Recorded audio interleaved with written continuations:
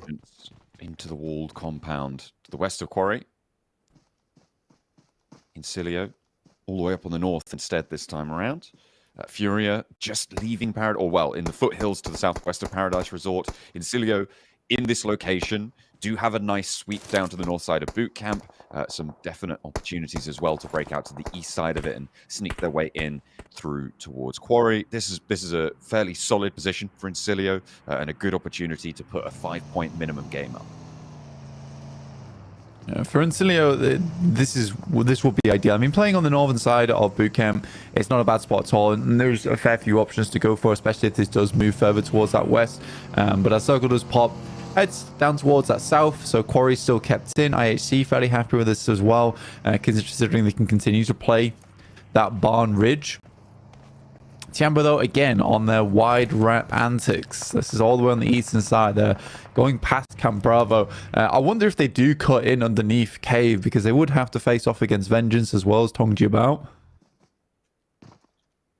Oh, they're busy. They've decided to hop out. Maybe going for a little bit more loot. Not too sure there, but Tiamba taking it very slowly. We're still stage 2, so blue zone obviously survivable.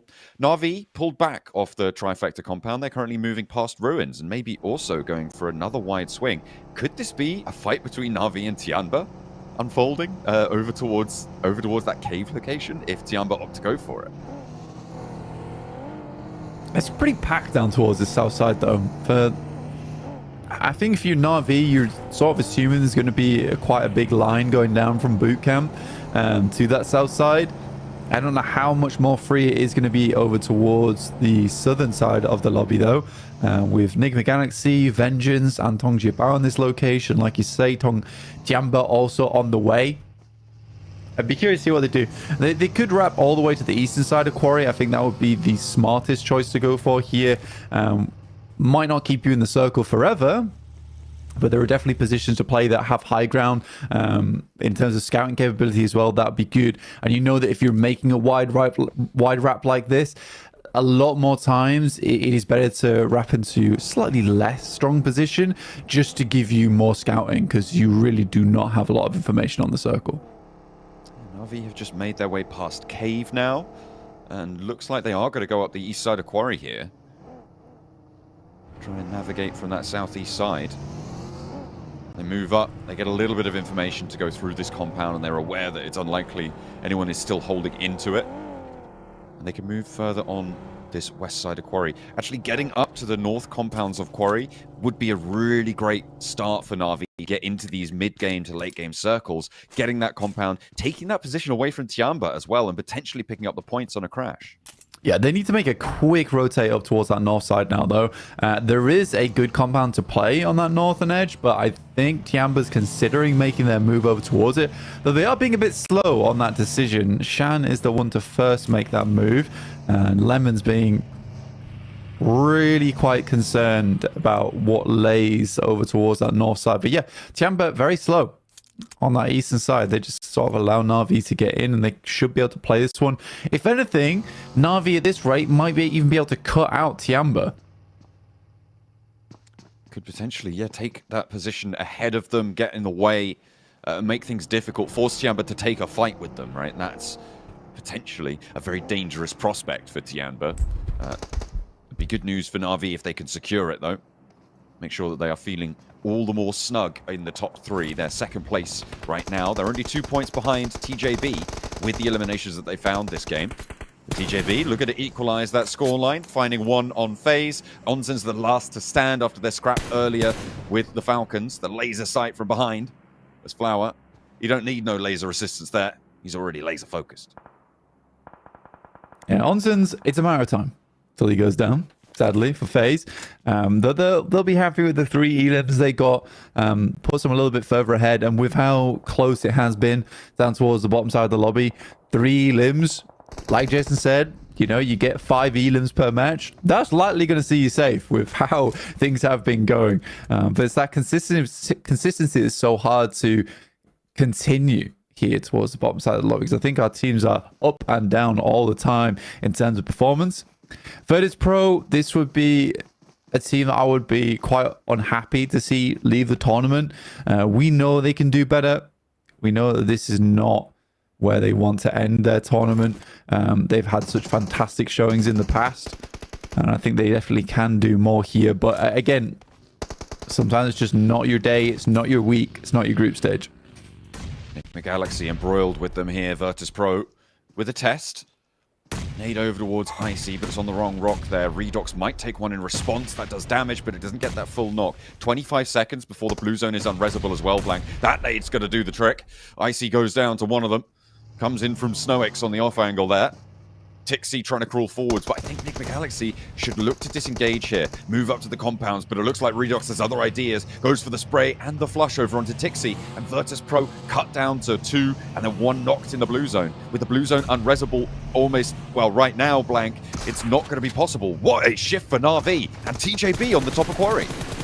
Yeah, Tongjibao, once again, no matter what circle is on Sanok, apparently getting the circle is the name of the game. Nick Galaxy will find the entirety of Virtus.pro. I think they have to go for this push here, considering they'll be rotating in alongside with Virtus.pro.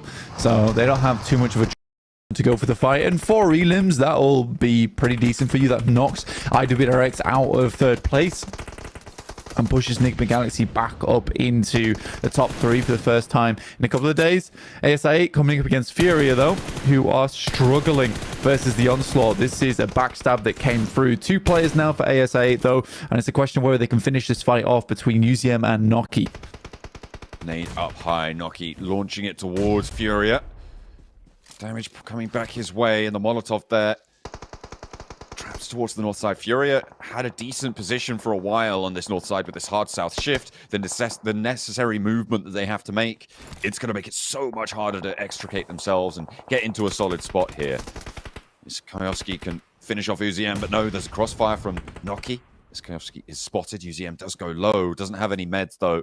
Yeah, that should be him going down. He just can't get into this one. ASI8 may draw short here with only the 1 elim.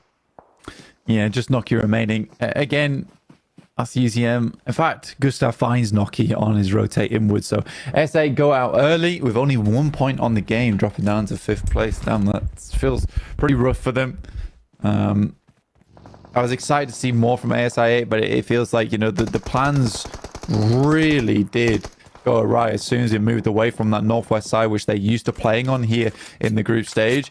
IWRX, though, finding Furia. Kayowski goes down. I think Furia is down to 1 player now. Incilio at the top side of the hill. Here's IHC, though. They lost a player earlier on to Tongjiabao, but are now putting the pressure over towards Incilio, who have to come off this hillside. They've already sent 2 players down into the compound beneath, but it was a contested drop down into those sight lines, and you can see just how difficult it is to make that approach. Fash navigating that smoke train and actually may have slipped through the cracks here. 3 players for Incilio, 3 players for IHC. Everybody on this eastern side is packed into this set of compounds here. Neither team really wants to step too far forwards because you can see there's off angles. Tianba up a little bit across the way, will take shots if they can. Na'Vi further south as well. Getso Roy cramming in on that northern side as it crunches over to TJB again. They really are feeling the luck today on this circle. Can they capitalize? Can they push that front of the pack even further out? I mean, if you are a team that's chasing 1st place spot, I'd be pretty annoyed by this. The amount of times that Tongjiabao has been able to secure a central position in the lobby, or at least a spot where it's sort of unplayable for a lot of teams to play off the back of it. Yes, Tongjiabao, they are very good at holding these positions. However, you can't deny there has been some circle hook over the past few days. Especially on this circle. I mean, they have the high ground. It's centered up on a hard shift and a full center on them. Yet again, 2 circle shifts in a row. The question is, what can they extract from this, right? Because every team over the course of their careers will get games like this. It does go both ways. TJB do sometimes get cut out by shifts like this as well. But this is their time to benefit from that shift. So we'll see if they can do more than get 2 elims here. There's a lot of teams from the north side are going to look to push in, but they may cut themselves down to size before they even reach TJB. So many squads on this northwest edge, all having to rotate in alongside with one another. Enigma Galaxy started things off well versus Virtus Pro. Would like to continue that a little bit further because they cut out that competition. It means they can get into that Western Edge quite comfortably. Incilio does find AHC. They go down. So our 13, 14, 15, and 16th place teams are all out. And with that, too, Vengeance drops into 12th place, so is now out of safety, just like that. IWNRX, 2 players moving forwards towards Getso Roy, doing a brilliant opener there to turn the corner with the DBS. Frozen tucks back in, stays safe. 1 player left for them to handle. Porsche with the nade cooking over towards Frozen, sees him break wide, puts the nade back in. Not likely to be able to get these reses either, as both of the IWNRX players are on the hunt now. And Porsche is spotted. Sliver of HP, and through the smoke, the last blow is struck. IWNRX now up to 4 eliminations, but Enigma Galaxy are on 6, Na'Vi are on 5, TJB are on 2. The chase is still as hot as ever. Good recovery from IWNRX. That looked real dangerous versus Getso Roy, but yeah, they're able to get all of those elims through. Enigma Galaxy, 9 eliminations. What has happened inside this lobby for them? Another disgusting nade over the top side from Enigma Galaxy. Tongjia Bao finds a shot over towards Na'Vi, cutting them down to 3 now, as Tongjia Bao looks more and more likely just to take absolute control, the reins over this game, the north shift as well. Damn, this lobby really wants Tongjia Bao to win. This is uncanny. They have managed to get an incredible shift going their way yet again, but it is Enigma Galaxy who are profiting the most right now. Unfortunately, they have just taken a knock from Na'Vi across the way, still on that east side of Quarry, but they are going to have to shift north. The blue zone's putting pressure on. This is Six, who is at the back of Na'Vi's extended train position on that east side of Quarry. Will have to crunch back up to the front carriages of it. Na'Vi will have to move on in just a moment. So what impact can he have until he needs to go for it? For Na'Vi, that compound has seen them safe for quite a while, but they need to cut out some openings on this eastern side. And Six is in the blue, does move out of it. Here's Tiamba, though, finding shots over towards Incilio, which is good, clearing out that northeast side. Frozen finds Navallo on a nasty backstab from them. Wasn't likely he's going to live for too much longer, but it's sad to see Navallo hit the deck. That is 10 eliminations so far for Enigma Galaxy, and a really good streak out towards the top side of the lobby. Brilliant stuff, and 8 elims for Na'Vi. These top 3 spots, they're getting confirmed on towards. I mean, IWNRX getting into top 6 here with 4 elims. They're probably thinking, oh, you know what? This is a pretty decent game. And then they're going to see the tables after this one. Enigma Galaxy struggling to get off this hillside, though, with TJB starting to strike out. They're up to 3 eliminations now. And a difficult approach for Enigma Galaxy. It might be easier for Zedwolf, actually, to make this one work. For Zedwolf, it is a 1v2 that you'd have to be in versus Longs as well as Flower, but 2 dangerous players to come up against. Ralph has to make this send down the hillside. The blue is pushing them like nothing else, and Flower just has some nasty angles. Snowix will find Zedwolf, so it's IWNRX now down, and Na'Vi equally in a really tough spot over towards that eastern side. Trying to make that push up on the east is just so tricky. They will fall to it. Incilio with a chance, Vengeance as well. These 2 teams looking to stretch away from that 12th place bubble. They do not want to be the chump holding a ticket at the end of this match. That's on the back of their minds, got to be a constant worry. But TJB now, 7 elims, starting to pull the points in towards their tallies and kick off the last day with a great result. I mean, look at this circle, dude. What are you meant to do versus Tongjia Bao? I mean, they control the southeast side, which is where all the teams are. The possibility for them to get into the circle is going to be tough. Tongjia Bao did lose Triple S, but for Vengeance, a very important game for them because they got knocked down to size very early on. A few teams around that area to get more points. Second place is quite crucial for Vengeance here, as TPZ does move up with a nade. Yamak is down to the play zone. Ideally a second place here for Vengeance, but Incilio just as desperate to grab it. Ooh, turning the corner, 676 goes down. familiar of a feeling there, because normally with that pump action, he's dead on the money. But this time around, Fash able to win that trade, and it's going to mean that Vengeance have a little bit longer to try and crawl in, to try and survive against TJB, who are now on 2. So this is dangerous. There is still that 1v2 potential from any player in this lobby. At this stage, Fash crawling forwards. TPZ has the high ground now against TJB, but I think Flower should be able to spot this or hear this, know something's going on the north side. Fash spotted, no, Longs is just pre-firing into the smoke. Fash is looking healthier than the player up the top, and that's actually Vengeance to step up, get that second place, but it is, of course, TJB to kick us off with the first chicken dinner of the day. Yeah, it's a naughty game there from Tongjibao. Honestly, the fact that I think it's around about 18 points that they take away from that one, despite Enigma Galaxy getting so many eliminations, despite Na'Vi having a pretty awesome rotate down towards that southeast side, it's still Tongjibao to come away with that one. And there is a lot of circle blessing going on there, but they control it well. They maintain the majority of the circle throughout the whole of that one. Very, very cool stuff. And Tongjibao will be our first team on the last day to pick themselves up their chicken dinner.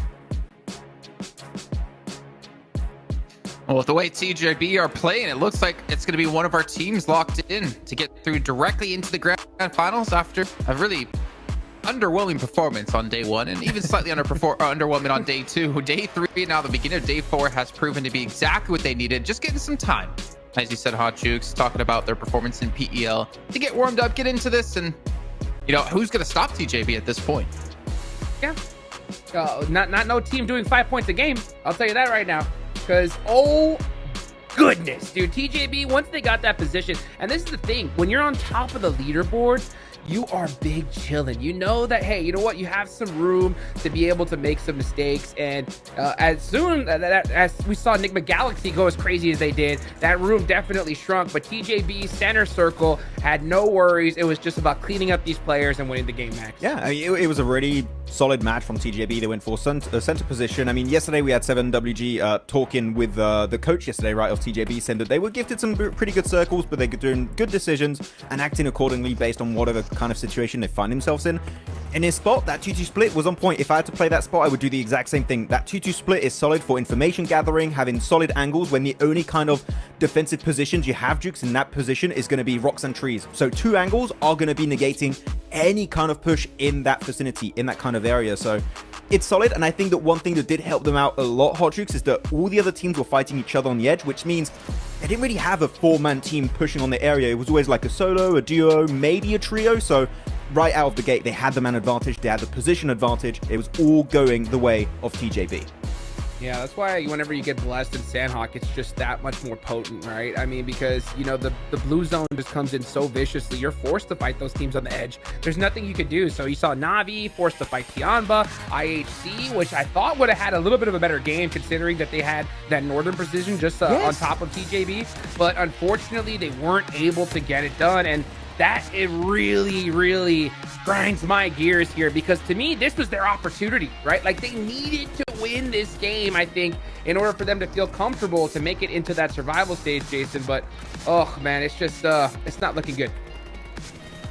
Well, I'm going to see how things are going to shape up. Obviously, it's taking into account some of these other teams. I think the fact that Vengeance was able to get so deep makes them a little bit more comfortable, but obviously with still 5 matches left to go, we're going to find out here. But one team we do have to mention that you two were heavily discussing was Falcons and how consistent they play Sandhawk in terms of their positions and rotations. Yeah. We were theorizing with the Jukes during that game, like, this is kind of interesting, because we know that this has been the case for years now, that Falcons drop in boot camp, and very quickly they pivot into Bootcamp Hill, south of Bootcamp, which has been a great scouting position, especially in this circle, Jukes. It was a great spot for them to play from. But FaZe, I really think, read into that. They dropped Trifecta, which is the old reject split they had in PMWC, PMGO, and understood, wait, we can punish this rotate pretty much for free on Falcons, which currently is a contender for that top 3. So I think FaZe came in with a game plan here, Jukes.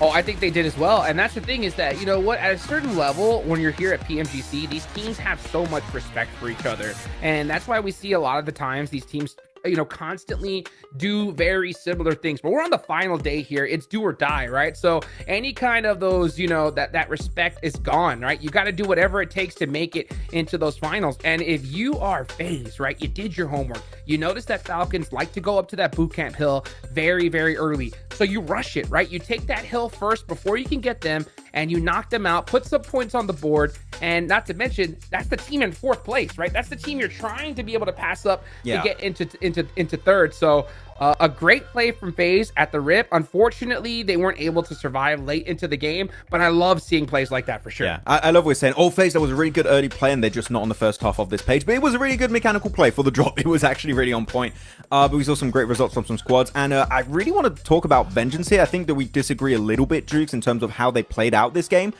When they were fighting versus Nigma Galaxy, they decided to go down the cliff and actually just try and survive into the late game. I think that was a great play, because if you push from where Nigma Galaxy were downhill into TJB, and we already mentioned they had that solid 2-2 split, you do not survive that transition. You are getting instantly eliminated, as we saw for Nigma Galaxy. So I think Vengeance here, that plan to survive until the late game to then secure second place, was the best option they had available at the time. Even maybe Nigma could have done it, Jukes. Actually, I disagree with what you just said, because I actually do agree with you. I do agree with the Vengeance play going south. They had no choice, right? You're on the bottom of the leaderboards. You need to survive. You need to put any points on the board you can. The part that we did disagree on, though, was if Nigma Galaxy should have gone south towards Vengeance position, right? Now, I think that Nigma Galaxy, they popped off this last game. They had so many eliminations, and I think they were going for that win, which is something I think they needed to do in order to usurp TJB for that first place. Of course, they didn't, because TJP just went crazy. But Enigma Galaxy, they were going for the win. I think that's why they stayed on that kind of like on that western side rather than going and wrapping down south towards Vengeance. What do you think, though? I mean, I think Nigma should have gone into the Vengeance position and actually fight it from there. I think that would have been a really good angle for them to play from. But you know what? At the end of the day, it was a TJB kind of game, Jukes, and they got himself their 5th chicken dinner. And I really want to go back and see previous PMGC league stages. Who got the chicken dinner record, like the highest amount of chicken dinners in the league stage? Because 5 is an insane amount for the amount of matches played, Jukes. So like, is this a new record in the making? I'll have to check.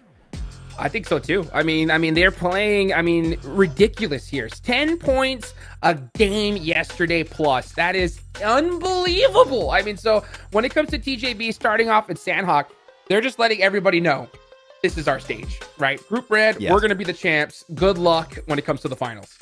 Pretty much it. And we saw some teams that are like, I8 normally, we really like Sandhawk. This is going to be our best map. Well, unfortunately for them, not much was really done.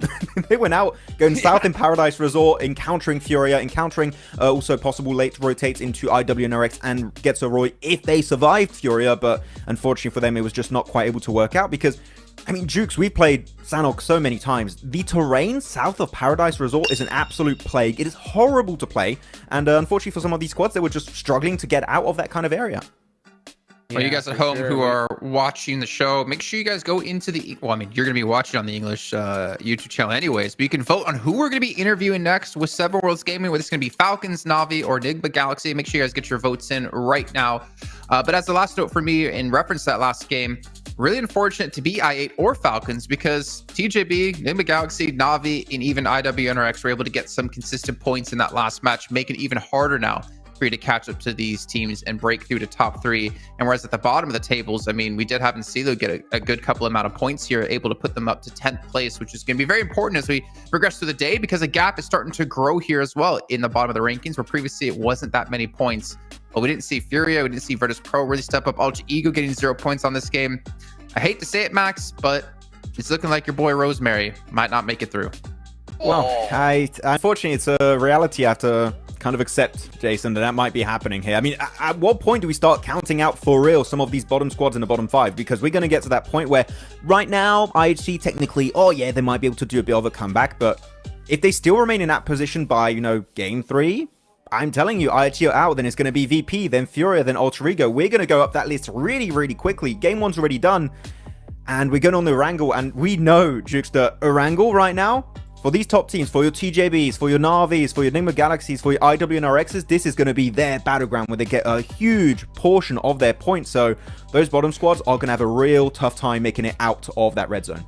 Oh, yes, they are, man. I mean, IHC, VP, I think they need to win this next game, to be honest with you, if we're going to see them make it on in, because that door is just closing on them, and they need to kick it wide open with something big, I think, in order to make it into that next stage. But another team that I'm really worried about, Max, and another player that we might not see in the finals is Z-Wolf. And that would be crazy, because Enigma Galaxy just popped off. Na'Vi, TJB, if they want to make it straight to the finals, they need a big game here and soon.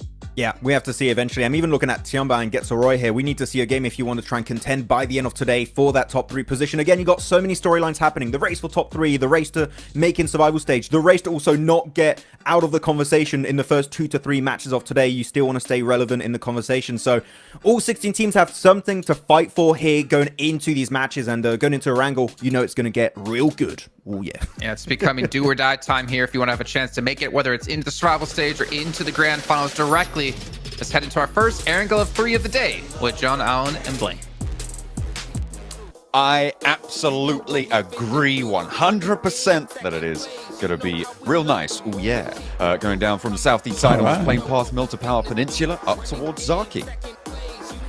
Yeah, we do have a bit of an interesting playing path coming through already. Again, I think that when we look at these games, it is so difficult to call who's going to be dropping out and heading through into the bottom 5. There is a fair few teams that I think all of us here on the broadcast do want to make it into that top 3. But it's hard to decide at this point in time because it has been so close. We do have so many teams who are really good, who could absolutely make an impact in the grand finals, but there is still only 3 slots, and that isn't changing. No, if you want to grab another slot and you're not making it into those top 3, you need to go through the survival stage, and that is a brutal gauntlet, let me tell you. The teams that set foot in there, it's kind of anyone's game. I mean, you're playing 3 days, you're only playing 2 days of games, which makes it very, very volatile, and it is definitely just that last chance that you are trying to cling on to. So hopefully the teams vying and bidding for the top 3 spots will be able to put up their best show today, because right now the top 3 just had a pretty banger game, right? A lot of double digits being displayed towards the top. Yeah, a huge amount towards that top side already. And again, like you're saying on that last match, a lot of our teams probably are looking over towards the leaderboards and like, suddenly just became really difficult to rank up with Enigma Galaxy, Tongjiba and Na'Vi all having really strong matches. I think you look at Tongjiba, 161 points. They might have just cleared themselves in towards a guaranteed top 3. Still, things can change. I think it'll depend on this next map. But now the fact that we are on that northwest side, Tongjiba starting in Severny, there is a strong rotational path for them ahead. Just to put in context the point scorings from last week from Group Yellow, the cutoff for 3rd place, well, Major Pride were in 4th with 184, so if you'd have got 185, you would have been in that 3rd place. 190 was the scoreline for Alpha 7. Team Queso, their countrymen, they have been looking for a little bit of an improvement so far over the course of this tournament, but right now they're on the bubble. 7WG did manage to get caught up with them, so let's take a listen. Welcome back to a quick report with the 7WG. This time it's going to be in regards to Team Queso. I got a chance to talk to one of the players. He said that the biggest issue so far in PMGC league stage has been individual errors. They're trying to clean that up. So I know Blank was talking about just teams having to be a little bit more disciplined, especially those bottom teams. This is one team that has to do that, but they also have to be willing to take risks. And right now, the energy is not quite there yet for Team Queso. Hopefully they can pick it up.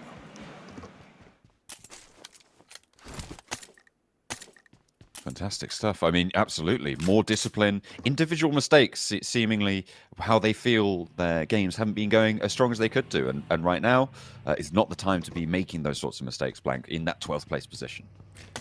I think it's fair enough. When you get down towards 12th place, you're right on that bubble. Individual mistakes are going to be happening because there is a lot of pressure on you. This is not a case of, oh, we dropped out the top 3, so I guess we'll go to the survival stage and we'll play out there. This is a case of, we've dropped out into the bottom 5. We're not going any further. We're going home. So those individual mistakes are going to happen more frequently, especially in that last day, which is why the point scoring margin here is so terrifying for a lot of teams, because it's not a case of we have to beat 1 or 2 squads ahead, and they're 10 points behind, so it should be easy to stay ahead. No, it is Getso Roy in 8th place, all the way down to 15th place of Virtus Pro, all with a big chance to leapfrog over one another. So it's going to be an absolute war up until those end moments. And for these teams, it is a case of marshalling the soldiers on their team to get ahead and do what needs to be done here in these matches. But it is that discipline that is required, and individual mistakes are going to cause you big problems, because we know a lot of times if you're dropping one player at the start of the game, that can be horrendous for your chances towards stage 6, stage 7. Yeah, absolutely can. It's a really rough time. I mean, you just need everything on your side at this point. Whatever you can get, you'll take it. I mean, right now, 11th to 12th place blank, it's a tiebreaker between FaZe and Team Queso, so it is so close. Every single advantage matters. If that point goes to your direct competitors as well, it's not only that 1 point that you don't get, well, it's not the point that that you don't get, it's also a gain for them as well, right? So it becomes an even more dramatic swing, losing those small little margins early on into a match. And that's what teams are looking to avoid. Right now, it feels like Tianba is kind of on this island on their own, just sort of the only team not super likely to be able to make it to the top 3 and not super likely to drop all the way out towards 12th place as well. And right now, it's kind of a weird placement and a unique one within this fold. Tianba's got somewhat comfortable with this position, though, I would say. I think I said it yesterday that they're not quite as good as our leading teams, but they're not on that same level as our teams who are desperately trying to clamber up towards a position that feels safe. Getso, Roy, and Vengeance are the interesting ones to me, because I look downwards and Cilio, FaZe, Team Queso, Alter Ego, Furia, VP, and IHC all have this pedigree behind them. So it's just odd to me seeing that, you know, it's Getso, Roy, and Vengeance who are ahead of them here. And I think that they have just had a better understanding of what improvements they've needed to make throughout the day. So we had a nice little graphic pop up just earlier for Vengeance, where it was 1.7 average eliminations to now 2.8 going into day 3. So they definitely went lower deck, cleared up those holes, those breaches in the ship, and they have looked a lot nicer because of it. Yeah, definitely need to be sailing on open water there, nice and calm. That's what you're looking for, but there's going to be plenty of chop, swell in the future, I'm sure, for them too. Because as you said, it's going to be an all-out war here down towards the bottom side of those tables, especially, not just towards the top side for these small margins, these small little openings. Teams condensing towards the middle of this map here, over towards South George. This circle pushes up to the northwest side of this. And in general, teams seem to be favoring a more central style, as we've become accustomed to over the last few days. SI8 on our screens. That's the team that I think you really want to get in towards that top 3, but it's looking less and less likely as the day goes on. Realistically, again, it's what I was saying earlier. Realistically, Nigma Galaxy, Na'Vi, Tongjibao, all through these teams just need one more big game, and then they're pretty much set for the rest of the day, because the consistency that they've displayed, I imagine after one strong match, it's going to be hard to profit over the top of them going forward, unless they completely drop the ball on these games. And I think that when you are this far ahead in terms of seeing those tables reveal with Na'Vi, Nigma Galaxy, and Tongjibao all having a good game on Sandhawk, the first match of the day, it gives you this sense of calm, right? Which I think is really important for consistency, because I imagine there's a whole bunch of turmoil going on for our teams towards the bottom of the lobby. That fear of being knocked out of the whole tournament. Our teams at the top, the worst thing that can happen to them is to go to survival stage. Yeah, that's still, though, a much less favorable result, as I said before, right? For survival stage. Well, much less favorable? I don't know. What, than getting a direct qualification? No, I was saying getting knocked out. Well, yeah, more favorable than getting knocked out entirely, but it's still a really dangerous situation. It is. I think I'd rather stay at the tournament. 2 days. You only get, yeah, that's true, but it's still. My point is, it's not pleasant. It's really, really tricky to make your way through the survival stages. And I'll concede you're definitely right on the fact that it's better to be in the tournament than not in the tournament. And but in general, it's still got to be a big weight on your shoulders, especially if you place 4th and you only get that, you only miss out by like 1 or 2 points, or even on a tiebreaker. It's in general really galling to have that sort of a result unfold in front of you as well. When you see the teams ahead of you just accelerate away, and you're like, I didn't keep up with them. We are now going to have to go again. We're going to have to go for round 2. Yeah, I don't think anyone wants to see that one happen. I agree. It's not fun going into survival stage. But for, like I said, for these teams at the top side, getting that first strong game of the day, the fact that it's all 3 of them getting it, it's surprising to say the least. But yeah, it does mean that for the start of the day here, for our next 5 matches, Enigma Galaxy, Na'Vi, and Tongjiba are all just laughing really at this point in time, because they've been able to accelerate ahead from a lot of our squads. IW, NRX, and Falcons still looking to put those points margins back up again, but there has just been mistakes coming through from both these teams. IW and NRX not always looking as bold and as controlling over some of their team fights we've seen over past years, and the Falcons, I would say that there's mistakes happening on that team. They're still a really strong squad. They're still putting up points margin because they all are individually very strong players, but there's just some little moments here and there from them where I'm like, that didn't go well and it could have gone better. For instance, even that fight versus FaZe, I think although East is in boot camp, technically quite central, I think you give up the central position to make sure that you're not going down in essentially a 2v3. And if you want to catch up with Falcons, well, you can vote for them to be the team that is interviewed. If you're enjoying the interviews, you guys, the fans, have an opportunity to let us know which team you would like to hear from next. And if you're in the English PUBG Mobile Esports YouTube channel, you can cast your vote for either Falcons, Na'Vi, or Enigma Galaxy. We're all on standby for an interview with 7WG at some point during the show. So make sure that you are voting to say which team you want to hear from. So we'll catch up with them and get you all that juicy gossip as to what they're feeling, how they're looking at the last set of the matches today, and getting on into this one. So definitely make sure you're heading on over there to have your say, because I know there's certainly plenty of interesting information out there, but the question is, who's going to have it available for us? Now, looking at this shift, that is plenty interesting, Blank. IHC at the top of Everest, overlooking their domain. We see some nasty fights on top of Everest throughout Group Red actually already. And this is one of the circles that I really wanted to watch. I don't think we've seen too many Everest circles before. And I always really like the dynamic of the fielded area down towards the south of Everest and the compounds that kind of lie along the base of Everest itself.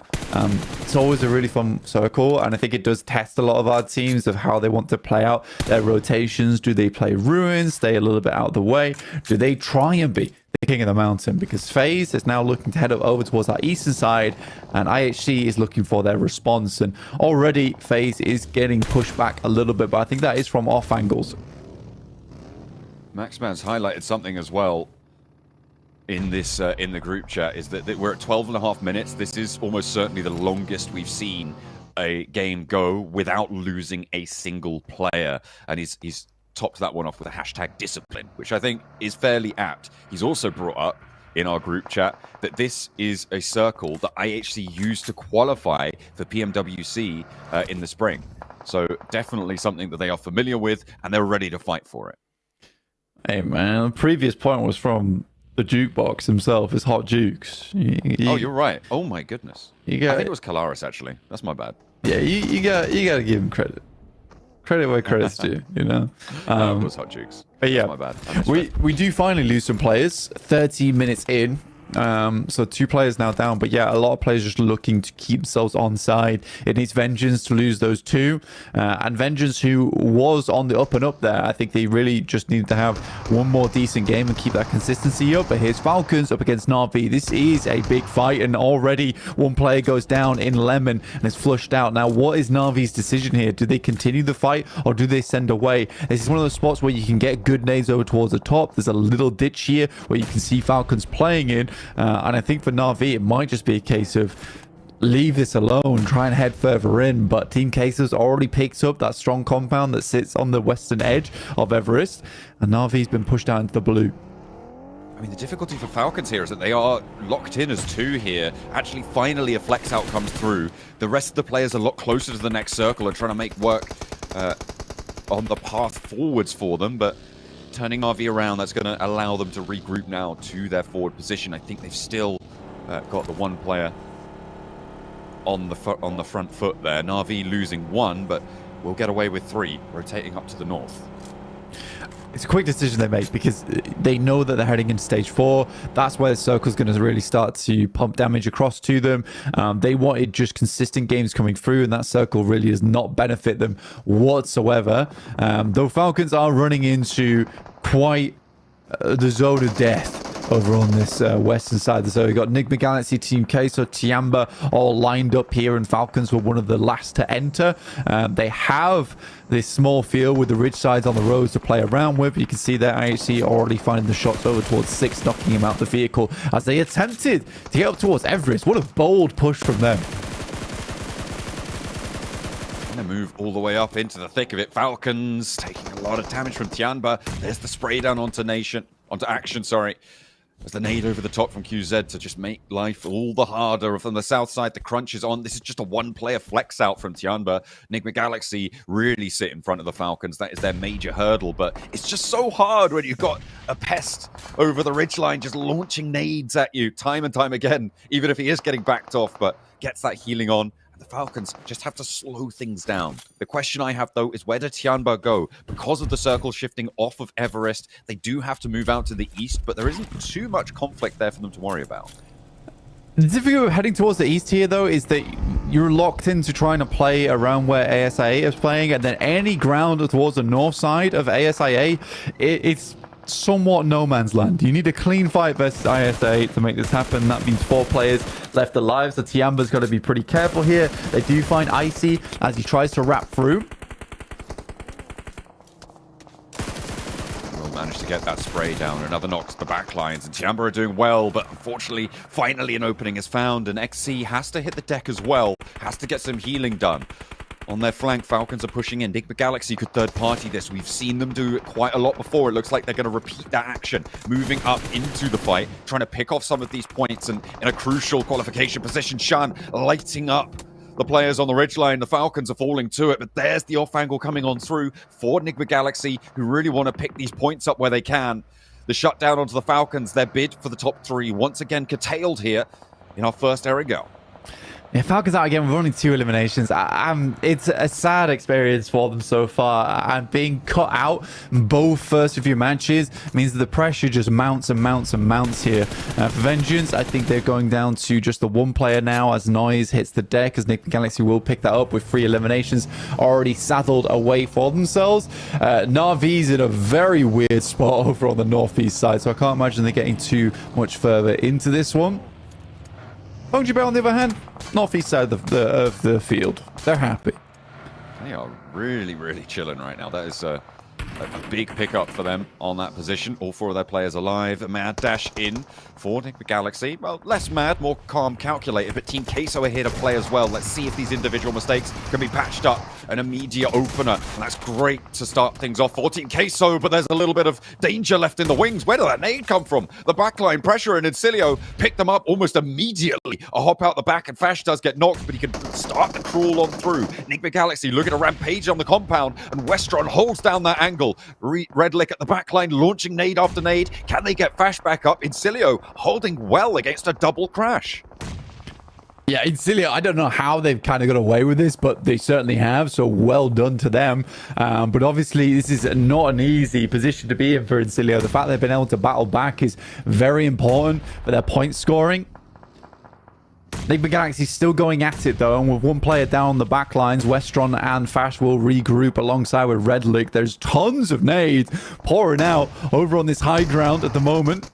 IHC looking to fend off FaZe, but 1 goes down. Rogue is traded. An immediate flush comes through, and FaZe are pushing IHC up to the wall with their backs to it. I think they might just fall through.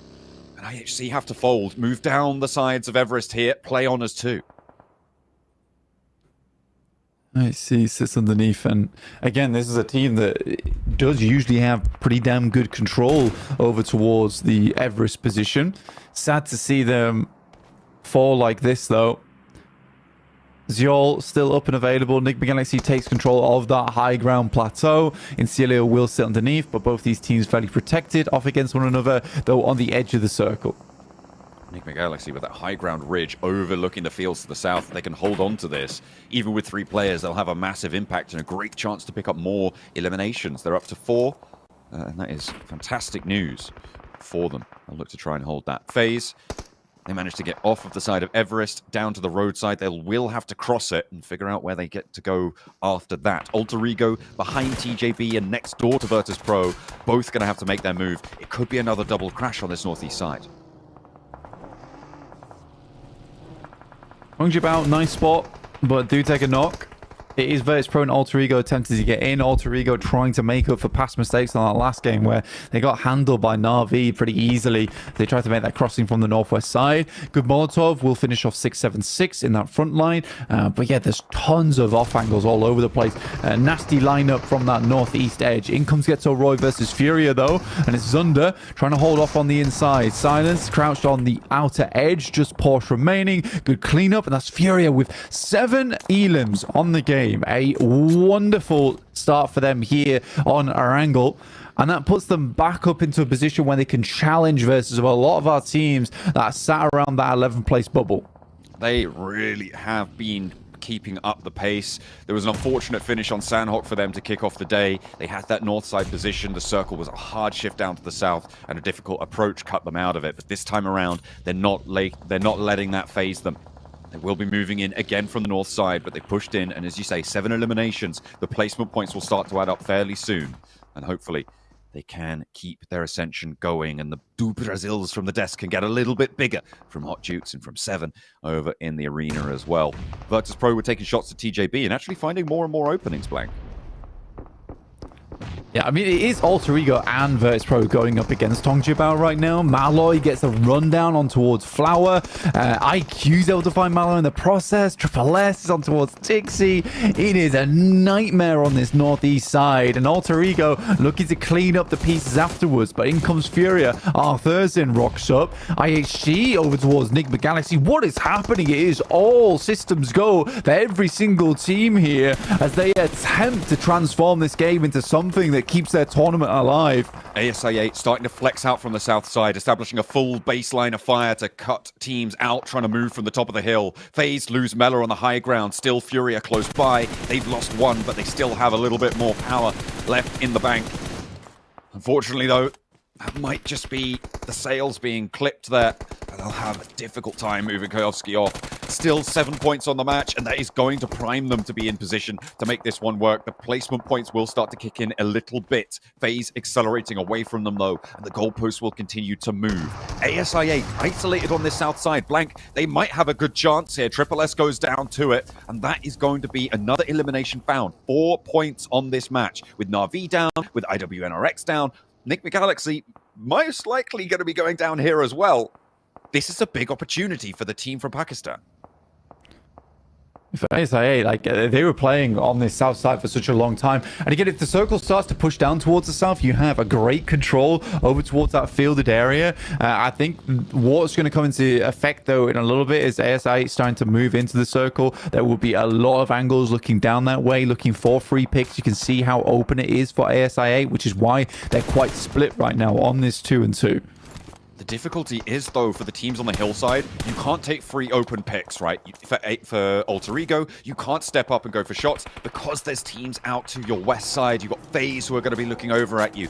Luckily, they managed to find Falak, and that now flank has been curtailed somewhat. The pressure that they're feeling is lowered. Now, Alter Ego needs to make the most of this time, make the most of this opening to get further on in, and you can see they've just crept forwards a little bit to the next rock on their path. Noki taking shots over towards Alter Ego now with 3 players still up, 4 eliminations. It's not been a horrid game for Alter Ego, but Boysil will get the explode in the vehicle, takes himself down off the back of it. I think that is just a case of trying to explode that vehicle, but took a bit too much damage from the sidelines. Nades Well, these nades are bombarding. nasty. Oh no, but they're not quite bouncing right. Nearly catching it. Finally going to be able to find that shot. That's 2 players down for Alter Ego, and ASI8 may have just been able to seal those 2 away. Very unlikely that Alva can get back in, get those reses. Just try and play on as a solo. You can't put your head up. You will get taken down. And ASI8 controlling from the fields now. Blank, I really like that duo flank out. It was worrying when they took a knock over on that east side to Alter Ego, but they picked it up admirably with a lack of roll down from Alter Ego, the lack of availability of that as an option. They have controlled the south side, and I'm really in awe of this play style right now from ASI8. I would love to see them navigate these circles so well. For ASI8, they're doing a really good job. Again, they were one of the few teams that play down towards that south side. There is a rollout you can make. I think they understood the worry that there were going to be teams looking down from the hilltop towards their position. This is why they take this lineup, and they are just causing problems for all these teams that they know are all in contest with one another on this northeast side. Another great shot from Falak. 7 eliminations found for them. This could be a massive match for ASI8 to get them back into the picture here. Moving that high ground angle now as Falak tries to roll on forwards. I think staying up on this hill isn't a terrible idea. It's dangerous though, and if FaZe catch this, if they capitalize on this lone player, oh my goodness, has to fall back, and that's exactly the sort of danger that I'm talking about. However, just his presence here makes things so much harder for FaZe. It means that they can't go for a clear roll down towards Incilio. It's been a very, very well-played game here from ASA in terms of the hold on the picture. FaZe's position somewhat interesting. I mean, it's a wild rollout. They do find IQ. Mormon goes down to Noki, but potentially Resable here. Exploding the vehicle is going to be dangerous. That might be all of FaZe going down. They know they desperately need to get this vehicle exploded, but the shots coming through from Noki in a very shrouded position. Man's playing an assassination game right now. Yeah, he's in the circle as well. Onzen's looking for that res. The high ground regroups. Falak moved in to keep people alive, but unfortunately did go down. IQ did get res in the meantime, and the nades can start to come through on this position. A bounce over the top, and Onzen's loses his teammate, but not his life just yet. Another one comes on through, but again, doesn't quite connect. Coming through on the back line, Onzen's gets that heal off. As the shots will ring out as soon as he pokes his head out. Onzen's just trying to live. I think this is becoming more and more likely to be a win here for ASA8. Cilio, Fash will find Snowix. This is still all battling off on that western side. So Enigma Galaxy do make it fair way through, get a 4th place. I think they're going to be too unhappy with that kind of result here. Just want to remind people watching as well that we do have an opportunity to vote for a team that you want to see interviewed. If you head over to the English PUBG Mobile Esports YouTube channel, you can cast your vote in the chat. But let's get locked back in onto this match as ASI8 make their bid towards the top 3. 10 eliminations. For the backlines, UZM locking it down from the crate, and they have control over this. Incilio have been a roadblock for everybody trying to move through. IHC, remember as well, they're looking for a top 11 spot to try and close out this game. They've descended from the top of Everest. It looked like they may have been done and dusted, but they're into a top 3 guaranteed. God know which way. Oh, and he has not fine.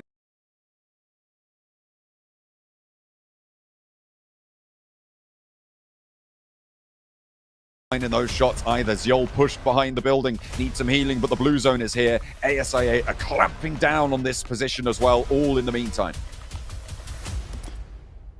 It's fair enough to come through. Incilio might have had a chance on this game. ASA, their control from that south side has been just monstrous though.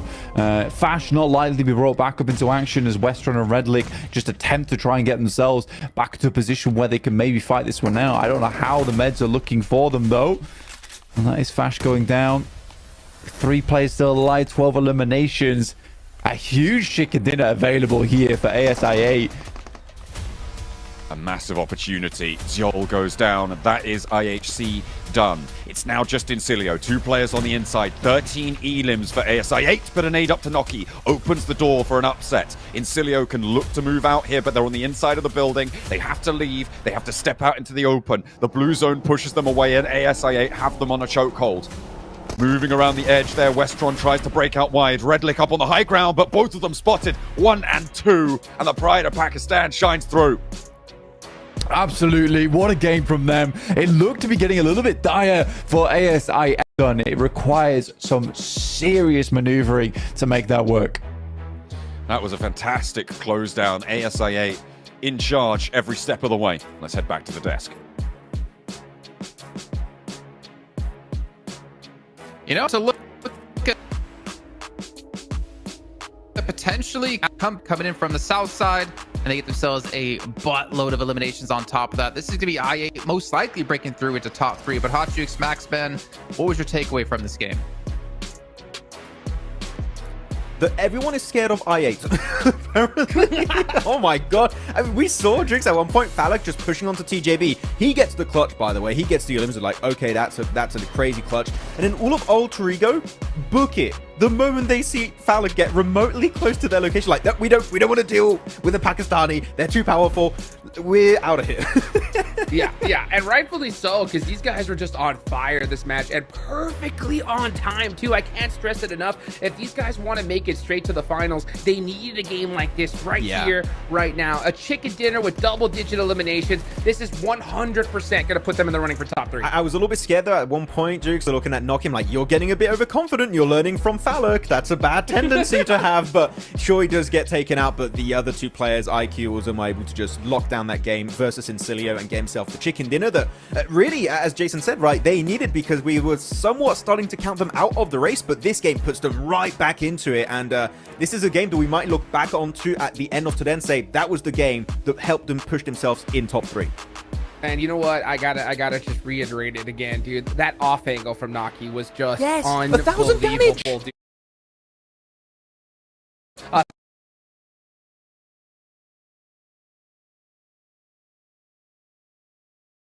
It was perfectly executed. A lot of the times the meta has shifted more to this group style play, but when you have an open field like that, you know, to be able to get those different angles, they laid down, they played it very, very carefully, and they just executed each player one at a time. And you could even see how solid the angles of I8 were, because FaZe sent in the center, which I think was an okay desperate play. They had to make a move. They didn't want to get pressured by the blue zone and become super predictable.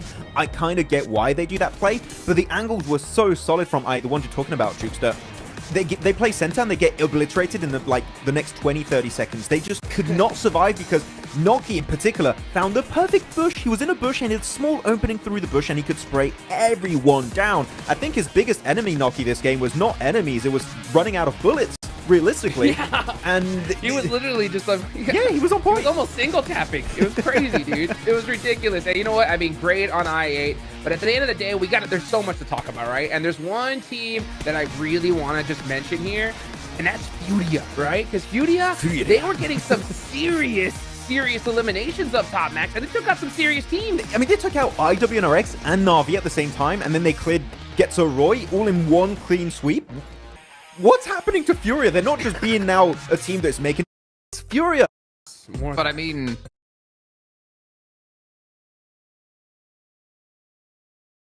kind of games that will push in top 11. Sure, no placement points, but the fighting was top tier, so... Furia, more... No, I disagree. But yeah, I think you're right. A big part of that match, though, was Everest and the conglomerate of teams that we had up there as well. I'm amazed to see really any team make it so deep into the game, like IHC, for instance, because you had, Na'Vi, Vengeance, IHC, FaZe, IWNRX, all really on towards that Everest position. And coming down from that spot, it just, like, I think I just avoided the cluster of teams and was able to just, if anything, get a ton of placement points because they didn't have to really worry about the massive fighting towards the north. I mean, they got a bit lucky, I8, with this circle. I think we can all agree on that. They had a bit of circle luck on their side, but they made use of it in a way that I did not expect. The angles they were taking, Falak just going in, 1v2ing TJB, pushing away all of Ultra Ego. That's crazy stuff. That's absolutely crazy stuff that we just witnessed from I8. So this game is going to be one of my favorite games so far for this group. This is madness from so many squads. You talked about Furia, talked about I8, even Nigma Galaxy's third party jukes is something we could really try and highlight on the West. It was a good approach, but there were just too many teams at the end on the West. Yeah, dude. I mean, this is crazy. I'm going to give the clutch badge to I8 already because, I mean, just how far are they going to move up the leaderboards? Naki MVP here, 1000% deserved. I mean, that angle pretty much won them the game. But, I mean, prior to this one, they were in 6th place with 126 points. Nigma Galaxy was sitting in 3rd with 139. So I'm really interested to see those overalls to see just how far they've gone up because, dude, a game like that, I mean, with 25 points, I mean, you gotta be able to push up the leaderboards big time, right, Max? Yeah, exactly. I have to say, Jason in particular, I can't wait to see what memes by KNAT's meme is going to be about this game. You know they're preparing something good right now for Instagram.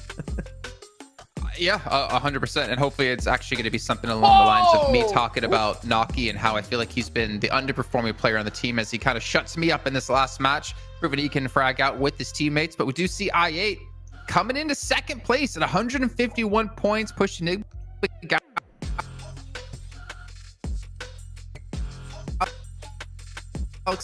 Replacing, and if I'm perfectly honest, Max, we didn't expect I8 to be top 3. I was expecting them to make it in the middle of the pack survival stage, right, with how they were playing. I think because we were looking at Phallic especially as a big standout player, but the rest of the squad is doing great. And you said it right, Noki, maybe we were expecting a bit more from that play in particular. He just shut us all up, not just you, Jason, me too. I was like, okay, Noki, you came in and you mean business on this ERANGLE game. So really, really happy with them. And if they keep this kind of momentum going, they are going to hold on to their top spot in the top 3. I mean, 108 limbs, currently the leading fragging team. That is madness from this squad. I was thinking they would just be middle of the pack, Jukes. Yeah, you know what? I think it's time to get serious, boys, right? Because I'm going to be really honest right here, right? Looking at the first page, I was looking at the scoreboard. I'm going to say it right now. When it comes to Falcons and Tiamba, I need to see a chicken dinner in this next game, or they're going to be in the survival stage. That's my opinion. And when it comes to the second page, it's going to go the same for IHC and even like Virtus Pro and Furia. Like, honestly, if these guys do not win this next ERANGLE match, I think they're going home. What do you think, Max? I'm thinking we need to see a win in the next 2 matches, or a 2nd, 3rd place with a lot of elims. I'm talking like 10, 15 eliminations, something along those lines if you want to still remain part of the conversation of making it to or survival stage or to the grand finals based on where you are in the ranking. So so much is currently happening, dudes. It's going to be a real tough one for these squads, but the amount of pressure these guys are dealing with right now, I mean, you were talking about nerves, I think, earlier today, Jukes, and it must be getting to some of these players. Yeah, and you know, the reason why I say that is because not just because some people are going to be like, what do you mean, dude? There's still like plenty of matches left to go. The problem is that this is the last day, folks, right? And on the last game, I'm telling you, it's going to be a smorgasbord of just teams sending it on each other because you're going to need some squads that need 20 eliminations, so they're going to start pushing everybody. I mean, we're going to see half the lobby like wiped out by the time you know, Circle 4 comes around. So I hope these teams truly understand the urgency of what is happening here. Yeah, we still have 4 matches left to go, but you got to put some points on the boards here and now because, yeah. I mean, even a team like I8, they just proved that, hey, if we get a good position, right, we're going to get into top 3, and the same's going to go for so many other squads. We kept talking about it for so long, Driggs, too. We're looking at I8, right, with this chicken dinner.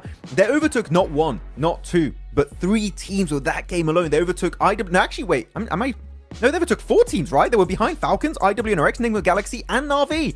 They overtook 4 teams with that 1 win, and we keep mentioning how close it is between all of those squads fighting for top 3. One big game like that, if you're in the bottom, like 5 or 6 position in the rankings, could push you in the grand finals in the very last game. I'm telling you, that last game on Miramar is going to be absolute madness. So I really can't wait to get to that point because we're going to see some of the coolest fights ever, I believe. Like, these teams are going to really be sending everything they have in the arsenal in that final game. Yeah. Especially when it comes to IHC. I mean, I saw IHC that last game, right? And they were lasting towards the end. And I was like, I was so conflicted because I was like, should these guys just risk it and push just to try to win the game here and now? And I understand why they played it a little slower, just to be able to put some points on the board. But this game going forward, they got to risk it if they want to continue on here. Otherwise, they're going to be done for the rest of the year. And that is not what we want to see, especially from somebody who's been the champions of the big show not too long ago. Yeah, I mean, desperate time required desperate measures for some of these squads. Do it, send it all, or just go home at the end of the day. We'll have to see how it goes, but as we get ready for our third match of the day to reach the halfway point of day 4 for Group Red, we'll send it back to John Allen and Blank for our third match of the day. Things are really heating up here, and we had a demonstration of the volatility at the top of the tables with ASIA blasting their way up into second place, Blank, and things can still all change at the drop of a hat. Our playing path this time will take us from Kameshki down towards Sosnovka military base.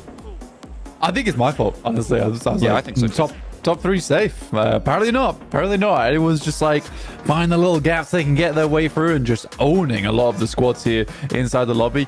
We get a heavily eastern leaning playing path, so a bit awkward for some of our teams. And I think that this has helped out Tongjibao as well, because always getting towards Severny has not really been a problem for them during the majority of these matches.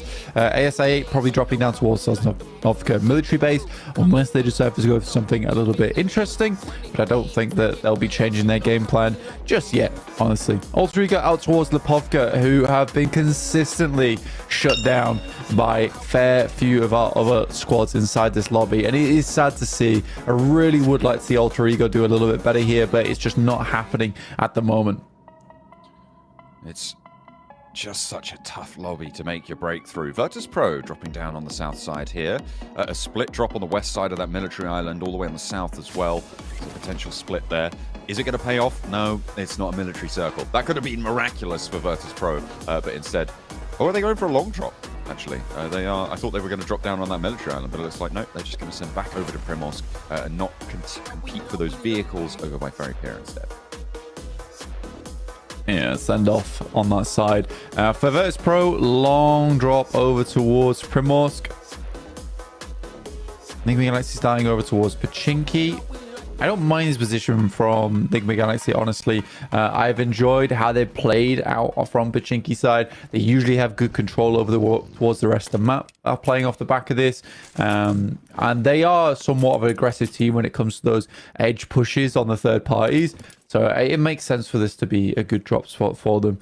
So far, though, man, it's been such a good group. I think Group Yellow was very fun to watch, but there were some specific teams that we were expecting from at least day 2 to just maintain that top 3. And they did. They absolutely did. Here it has just been up and down all over the place for all of our teams on that top side. I think from what we've seen from ASIA, it's not even... maybe after this next match, but it's not out of the realm of possibility that Tiamba could ladder up to a top 3 at the end of the day. Yeah, it's an outside chance now, but as they were saying back on the desk, right, you need a pretty big gain here, but you're right, it's still all very, very possible to make these work. And we'll see if they are able to do so. But on 163, TJB still quite far behind the mark set by Team Spirit last week of 225 for that top role. But it doesn't matter. If you qualify with 10 points or 100 points, it is still a qualification. And getting that first place spot is also really, really great news, because it means you are, of course, booking that direct ticket to the grand finals in London, which is fantastic for morale, if nothing else. It means you can actually turn your attention fully to researching the rest of the lobby, not have to concern yourself with doing your homework for survival stages, and you can start to really develop those strategies and mature them to bring over towards London, not have to bring out anything special in the survival stage to throw things out there that maybe you were trying to keep back. But either way, it's good stuff coming through from our top teams, because right now, if you consider where we were last week in this sort of same era of matches, in terms of being in towards the last 3 of the last day, we were looking at maybe 4 and maybe 5 teams competing for the top 3 spots. Here we are looking at 6 teams, maybe 7 teams competing, which is a hugely big jump up, right? And it's got to be nerve-wracking. It's kind of funny as well, because I think for Tongjibao, it's actually really important they get into the top 3. Like they were saying before, and from a lot of the really good coverage we've had from 7 by the stage, Tongjibao just didn't have a lot of time to prepare, right? And I think that is something that's really, really quite something we need to hammer home here is that if they get into a top 3, it gives them a ton of time to watch the other groups. It gives them time to figure out exactly who's going through in towards that top 3. Start doing that studying now whilst they have a chance, as opposed to having to prepare for a survival stage where likely a lot of those teams they prepare for, only a couple of them are going to be going through to the grand final. So much nicer for them now to get in towards that top 3, get the direct invite, and start doing some more targeted study to the teams that they know they're going to be going up against in the future. So I think that is something to take into big consideration. That's the advantage of being in the top 3, is that there is way less teams that you need to be watching out for in the future, and means your preparation can be much more targeted. Yeah, a lot more open road, and you can give yourself the best platform to play in towards those finals. ASI8 going to be looking to leave the military island. No roadblock, as IWNRX have already moved from Ferry Pier. Virtus.pro are still in Primorsk, so no one in their way just yet. They should be able to get across this bridge fairly simply, unless they psych themselves out and decide, ooh, I don't know if I trust that. I wonder if there's something to be said for moving some vehicles into a position that looks like people are holding in the buildings on the far side of the bridge in this scenario, if you're IWNRX, and trying to psych ASI8, slow them down on their approach. Yeah, I'm not sure. It's an interesting one. I think there were some road spikes set up as well. I'm not sure where exactly they were on the map, but it's definitely curious to see how these teams are causing problems for other squads. I think if the road spikes were already set up by IWNRX and just left there, here they are. Yeah, they were. Oopsie daisy. Oh no. No, Noki. Oh no. Oh, it's so hilarious. That is so hilarious. I mean, well played to IWNRX, knowing this would happen. Yes, that they can't hold them out, but what they certainly can do is really deal some damage to the vehicle presence, at least. Is the other one going to catch them? Felt like on the swivel, trying to dodge them. Yeah, go left, go left. It. Guys, I've cleared the right side of the road. Just go on that. Goodness me, that is unfortunate. That's actually hilarious. I really enjoyed that. Well played, IWNRX. Cheeky maneuver.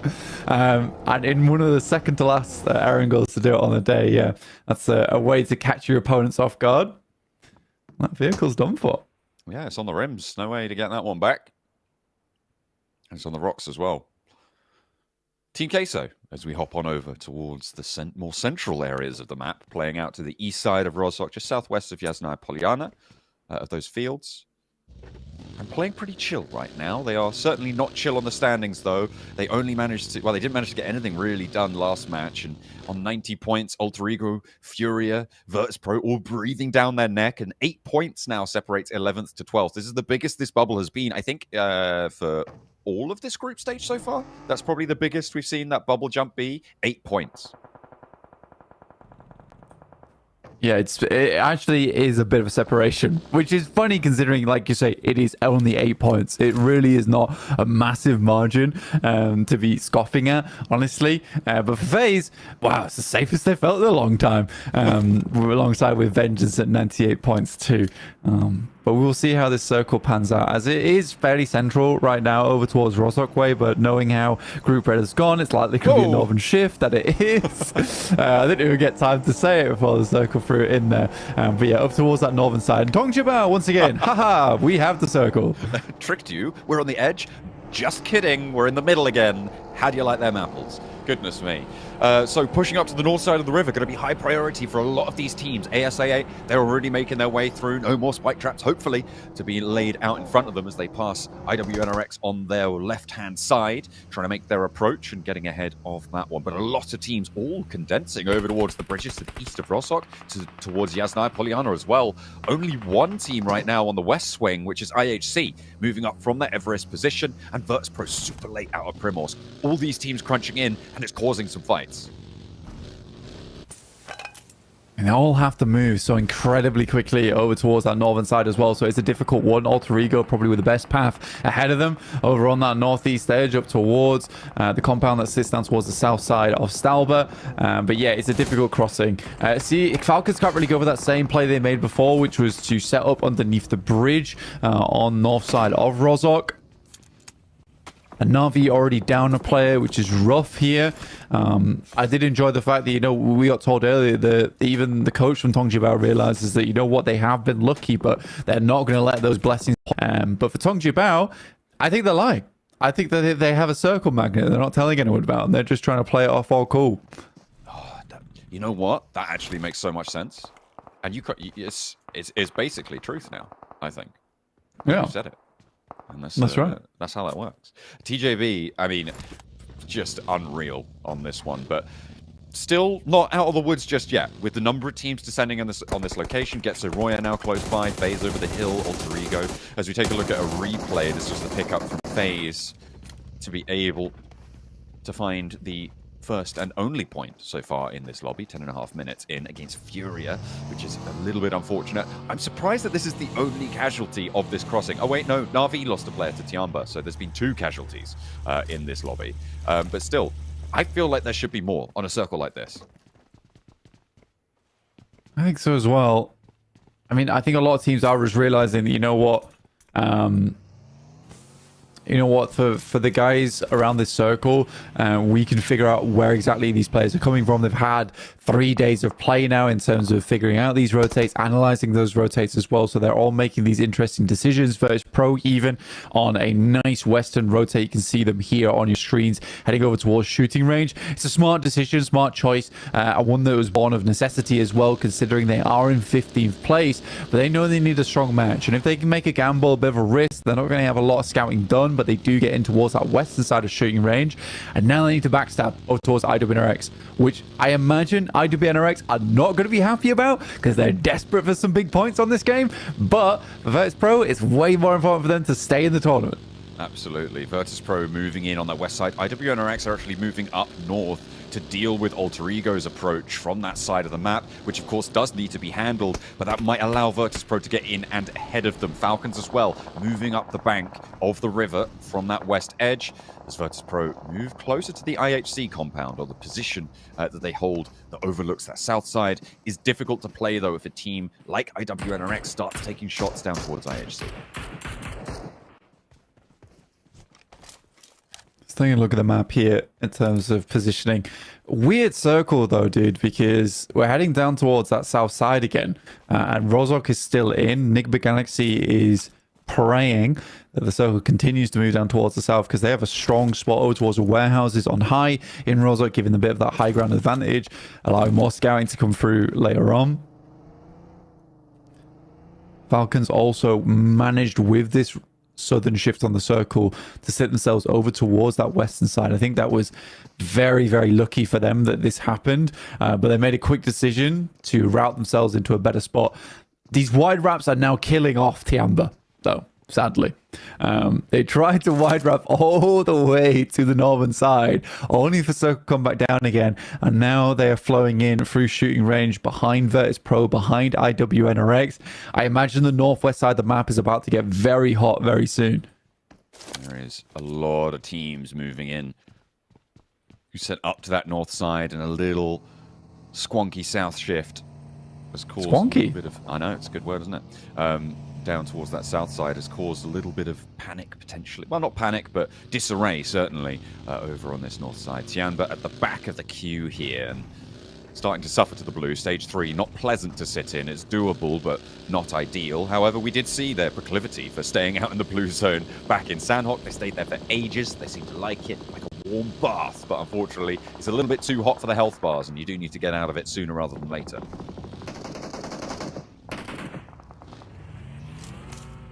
I think stage 4 is going to be the big one, right? That is going to be the big shift on the circle. Shan goes down for Tiamba. This is what I was saying before, is that for Tiamba, they love these wide ramps. They love making their way into circle from unconventional areas, but most of the times they just have no info of where they're going into, and that's what's really hurting them. I don't think they mind too much as long as they're able to put up consistent points, but it feels less to me now that Tiamba's making a break for top 3 and now just accepting the fact that they're likely going to be going through to survival stage and just looking for consistent points on the games. Woo. TJB. That's what I'm looking at right now, and I think most teams will be as well. That top spot looking to be a little bit more squared away time and time again with these shifts. Tiamba, they're moving into these bridges, and now this is something that we saw yesterday, was these bridges on circles like this are actually really, really impactful. The position allows you quite a lot of cover from high ground shots, and you have so much influence on teams trying to look to navigate the crossings. In general, it can be quite profitable. Not necessarily a game-winning position, but certainly a points-earning one. I mean, only 2 players, though, means that it's more of a survival spot for Tiamba going forward. You know, I think that Tiamba turned off the magnet for a second to throw us off the scent, let it go down towards the south side, then dragged it back up towards the north. But Vengeance here, gone. Blink of an eye. Yeah, deleted. Guess so. Roy just tucked them into the ether, and they're gone. Never to be seen again. Thanos couldn't even do that. That's crazy. Control Alt Delete on that bad boy. Pull the task manager. End task on Vengeance. Oh, that's pretty cruel. Yeah.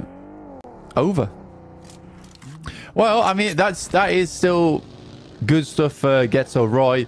Again, I think haven't been our craziest team in the lobby, but certainly a team that has worked their socks off to stay in this tournament. I'll tell you that now. Absolutely. I mean, it's, as I said, like right towards the start, it's Incilio and Getso Roy. These 2 teams that they're not having massive games, but they are just survivors in these circles. They're making some solid rotates. Getso Roy sent into this position very, very quickly, Blank, the one that they've just been able to hold off successfully. And rightly, they've managed to weather the storm here, but they have lost a player, which is unfortunate. It's unlikely that they go fully down, and I'm expecting them to place into, I would say, a top 7 from this position. I feel like that's fairly likely, as Furia losing their last player. Team Queso able to pick that one up. And actually, remember Team Queso, 12th place right now, only 4 points now behind the bubble. Okay, so again, we were talking about them earlier in terms of their energy being quite low today, but they need to bring that energy up. And with Vengeance going down, you're right, there is now an opening to be had. And Cilio going against Team Queso, though, as they make this crash. And these crashes, I think there's only one that's worked out for them, and it is versus Alter Ego previously on day 2 on ERANGLE itself. But since then, the aggressive crashes coming through from Team Queso, I hate them. I hate them so much. I think that they're ill-informed. There's no smokes been thrown down to cover off windows. There's no preemptive nades. There's no backstop in play either. So I think for Team Queso, these crashes need to be reworked. However, it's day 4. There's no time to be discussing this type of thing now. IWNRX currently suffering a crash from Virtus Pro. They got in ahead a little bit, but there is danger afoot, and there's only 1 player for IWNRX. You could see in that picture-in-picture, bottom right of your screens, that Virtus Pro are in control of this fight. They've managed to take all but 1 down, and in comes a third party from it as well, with Alter Ego crashing into the far side of the compound. Now it's all on IWNRX to just keep their head down. Alter Ego moving forward and might handle Virtus Pro for them. Goodness me, it's all topsy-turvy. Alter Ego saving the day. IWNRX fall, and now it's an all-out pitch battle on that north side. In the picture-in-picture, ASI8 in the meantime on the main part of your screens, holding out on the south, but the blue zone will push them in. ASI8 looking to keep themselves alive in this scenario. Virtus Pro, though, taking a lot of damage to Alter Ego. Both these teams desperate to find value off the back of this fight. With Alter Ego down to 3 players, only Malloy left. He's a strong player up front and close and personal, but a nice jump shot there from Alva will keep the dreams of Alter Ego alive. But you're right, FaZe hear this fight off the back of it. They have 4 players alive. Arna in 10th place. They'd love to pick up some more points and down their competition. Is that IHC as well, flexing out to try and third party? This is, I mean, I really like it from demo, but won't be able to find too much. The fight has already concluded there. FaZe back off as well. They sent out to try and third party. They left Mormon back over on the northeast side. ASI8, their big crossing has to happen now. Na'Vi over to their east side. Enigma Galaxy in the way. Blank, this is a scramble for the top three. All three of our second, third, and fourth place teams are battling out in Rozhok. PMGC though suffering to FaZe on the side. I mean, FaZe is taking another fight all at the same time. That's Team Queso out. Ooh, really bad news for them. In 12th place as well. 94 points gained on the match with Vengeance still above them. But nice nades coming through from the Falcons who are looking to regain this position. PMGC retreat back into their cave there on the northern side. Alter Ego go for the crash onto TJB. Alpha goes down first. It looks like TJB were ready, but a third-party potential from Getzo Roy makes this fight dangerous, even if they conclude it now. One knock sent back, and there's that flush coming on through. Alpha's too far forwards to go for the rescue mission here for Alter Ego, but UK starting to send those nades in towards the top floor. Triple S takes a hit from that nade, doesn't go down, but that is still very, very dangerous. IHC could move over and third-party this as well. Finally, a shot comes through, and that's exactly what they were looking for. Demo moves in and takes a player of Getzo Roy down. There are 4 teams fighting in this compound. It's a strong compound as well to play. Really nice sightlines. The 3-story gives you a huge amount of ability going forward, and the exit does give you those little ridge sides to play off the back of. PMGC though done a fantastic job to stay in this one with Triple S as well as Longs, but the sidelines are here to play. In the meantime, you can see ASI-8 taking a tumble. That's versus Enigma Galaxy, in fact, who have absolutely annihilated them on the southern side. We've got Na'Vi as well, trying to make this crossing. Enigma Galaxy want to get back up towards the top spots here, taking down Na'Vi, taking down ASI-8. IWNRX are already out of this one. They have a chance to try and breach towards TJB's position. If TJB go down in this conflict, there is a really big opening. Unfortunately for Enigma Galaxy, they're on 3 players alive, and Tianba are going to hold under the bridge, the trolls they need to move past. Tianba have not made a sound, not uttered a murmur over on that eastern side. Alter Ego is still desperately trying to finish out this fight versus PMGC, but that high ground, the 3-story, gives them so many options, so many angles to play from. Circle keeps them in with that cut. I think for Enigma Galaxy, actually, if I was them, I'd assume there's a bridge camp coming through. They'd love to hold on to vehicles, but I think at this point in time, it might just be the right play to go for a swim on the north side of Rozhok and just play across that way. You can slightly cut out the angles coming through from Tianba by playing far over towards the west, but I'm curious to see what their next move is. So many teams that are needing more points down to a few players remaining. It is Incilio and FaZe, though, still with a strong amount of players into this one. Incilio getting themselves 111 points with 2 extra on the elims. They're looking to see themselves safer. May even overlap Tianba, who has been sort of our test team over towards 7th place for the longest time now.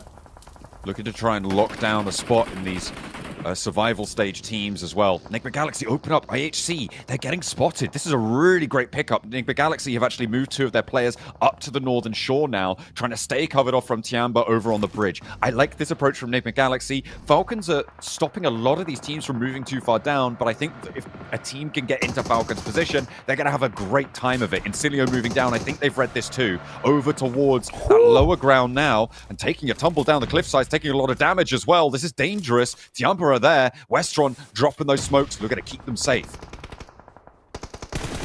I mean, they know what's coming next, and that was a dangerous move from Incilio, but it has worked out, keeps them alive.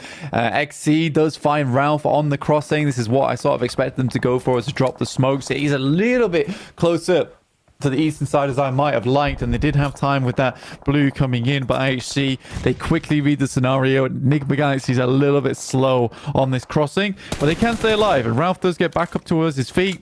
The big refresh on a lot of the utility and the meds coming through from the wipe over towards ISI-8. Enigma Galaxy should be fine for now. I just hope they brought enough smokes with them. Enigma Galaxy, 6 elims, those rocks that sit on the riverbank right now, keeping them safe from Tianba. Obviously, Ralph decided to peek up a little bit and was punished for it on that angle.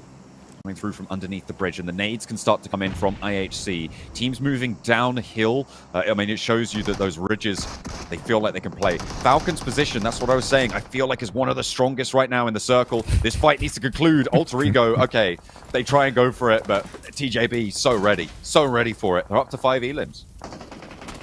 Alter Ego this entire time, I've just been literally knocking on the door of Dong Jiabao's free story, like, let me in, let me in. And they just cannot find anything. I feel so sorry for them there. And they don't break out from 12th place. They remain down towards 12th. Vengeance still ahead of them with 98 points here. And Dong Jiabao now looking to work the problem forward. 2 players alive, 5 elims. They do not want Enigma Galaxy to be able to catch up here. A shot around the side, though, when they might not have a choice. Mormon sets them back a pace or 2 as he sends around the corner with a DBS. 5 eliminations for FaZe, and they are making a bid for the survival stages as well. These breakouts from Incilio, from FaZe on this northeast side, they might do enough here to make themselves safe to the next stage.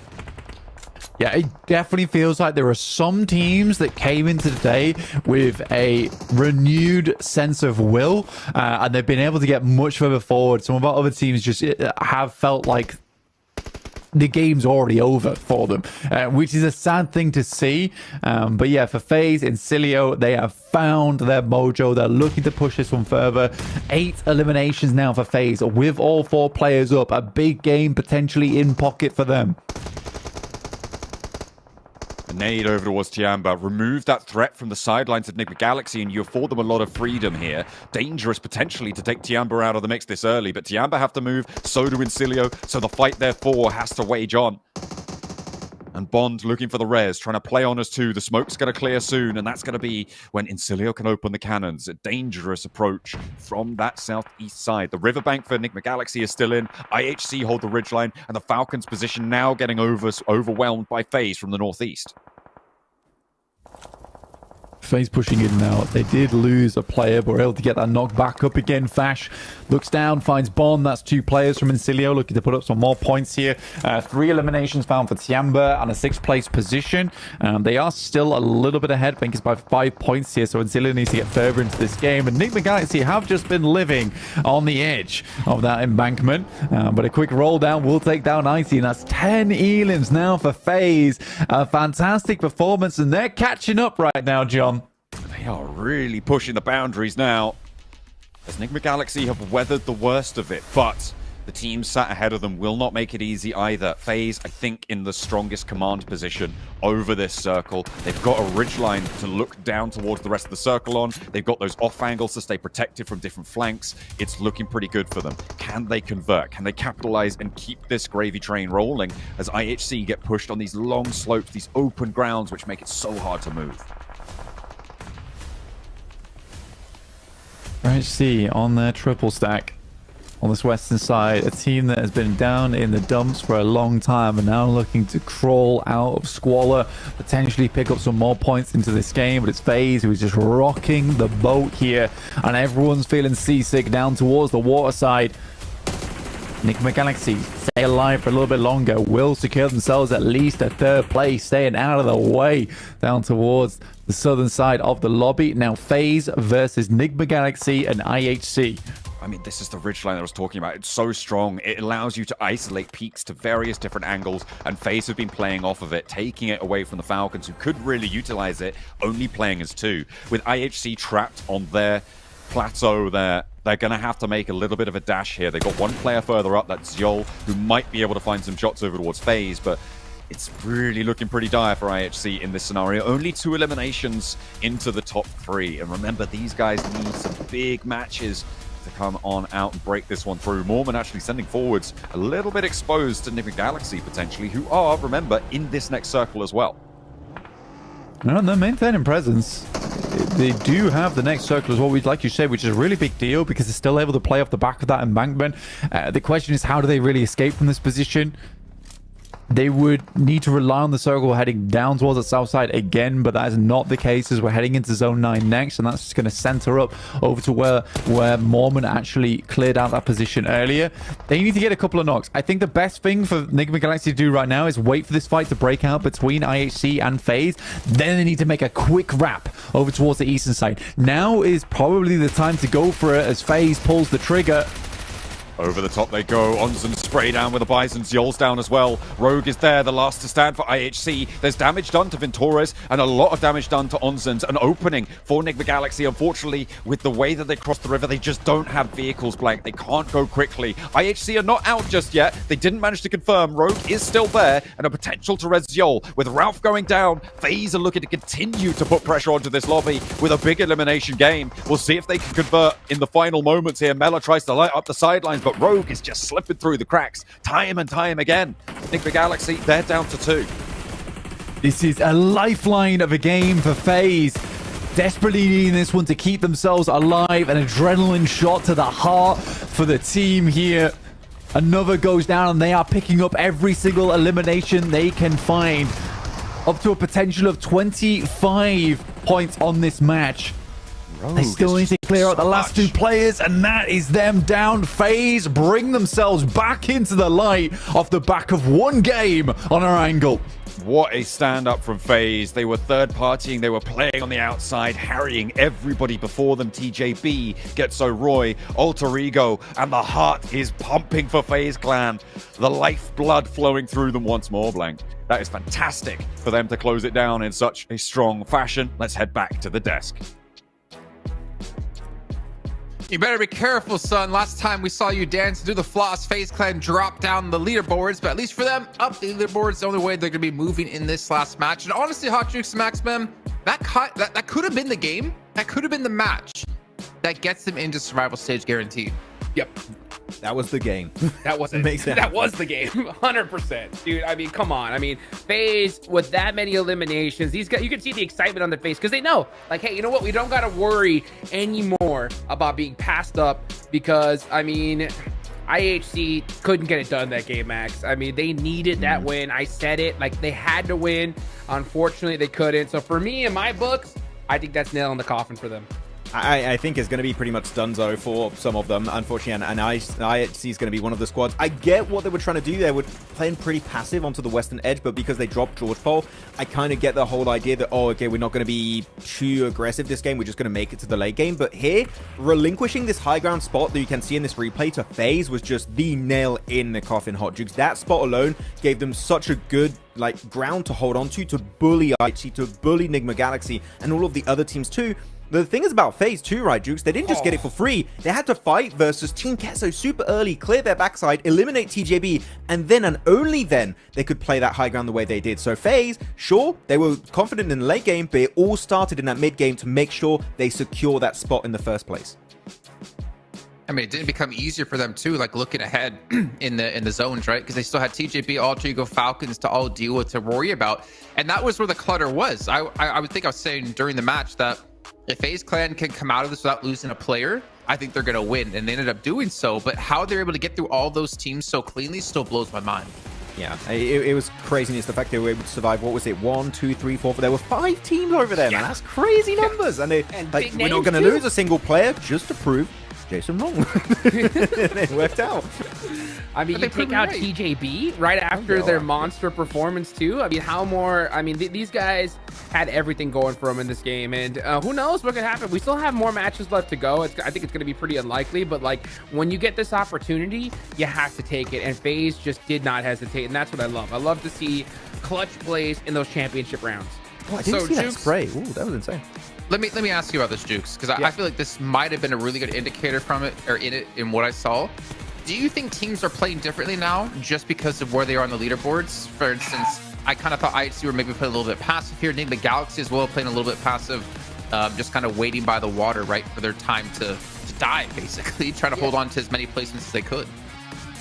I say yes. I think that IHC played it wrong, though. I think IHC needed to go for a win. I don't like the fact that they played it passive. I think playing it passive is something you do when you're right there in kind of like where FaZe position was last game, right? Like, hey, you just need to put some points on the board. You know, you're not in the best position.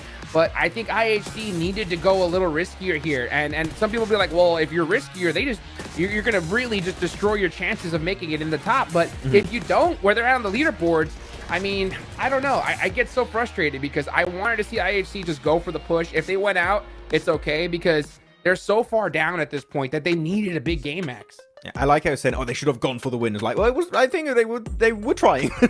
Oh, I mean, for sure, but like, but the play definitely was not showing them trying to go for those big chicken dinners with the lava limbs. At least for me, it was a very passive approach. It talked about the high ground already. They relinquished it for free, pretty much, to the side of FaZe, and the moment that high ground was given away, then FaZe are going to use it because they have 3-4 players in position just ready to gun down IHC, to gun down Nigma Galaxy. So yeah, IHC here, especially because of their rotate jukes, they had nobody between their drop spot and that western side of the circle. There was no one. So the fact that they just are playing so passive on the edge was a little bit surprising to me. I think they could have got involved in the conversation, maybe versus Getso Roy, TJB, even to push off FaZe earlier onto Team Kesso. Maybe they can get involved, but unfortunately, I feel like they're just trying to get placement points, but we know at this very moment, placement points alone are not going to cut it if they want to go to survival.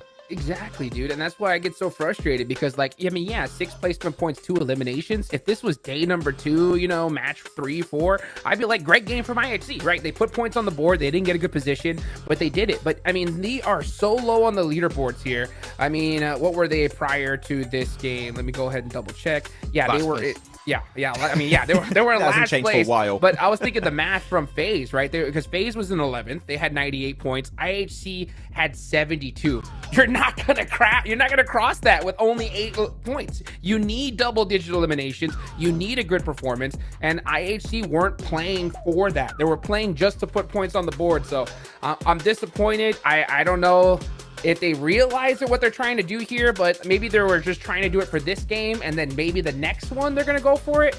But if I especially don't see a win from in the next game, it's especially over. It's over. You know what, Jukes? You know, despite our disagreements at the top of the show, and I wanted to just hard disagree with you here about IHC, you know, looking at the numbers, I feel like I'm going to have to agree now because, yes, Wow. staying alive, getting places. Oh, the world's exploding hacks. Max, You keep your agreed.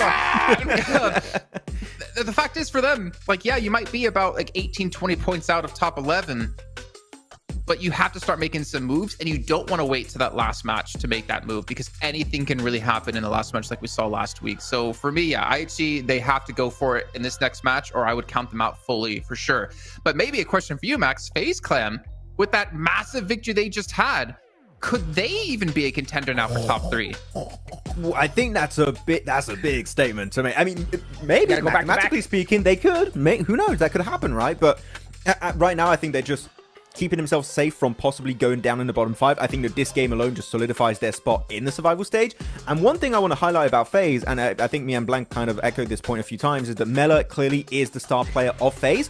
It is good to see another player here, especially Onzen, being the MVP player of the squad. I'm happy to see it's not just Mela. Onzen is also bringing numbers on the board for this team and helping them reach 7th place.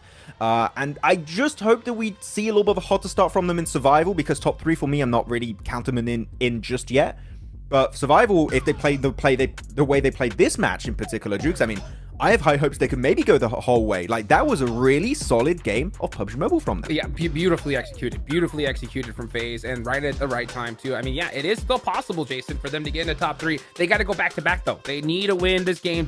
But the problem is though, as we get into these championship rounds, I mean, IHC needs to win this game. UDH needs to win this game. Everybody up in between, you know, FaZe Clan need to do the same thing. So it's only going to get harder from here going on forward. One really big issue is that Team Kessel went out early, Virtus Pro went out early, Furia went out early, so they were having a little bit of momentum, but it just fell flat on its face in this game. So unfortunately, they need to pick it up big time for our now next 3 matches. We're already halfway through the last day here for Group Red, and the clock is ticking, and there's not many points available for these squads to make that comeback. And especially when you look at the top squads that are now getting a lot of those points, I'm telling you, I think that a majority of the bottom 5 are unfortunately going to stay bottom 5 until the end.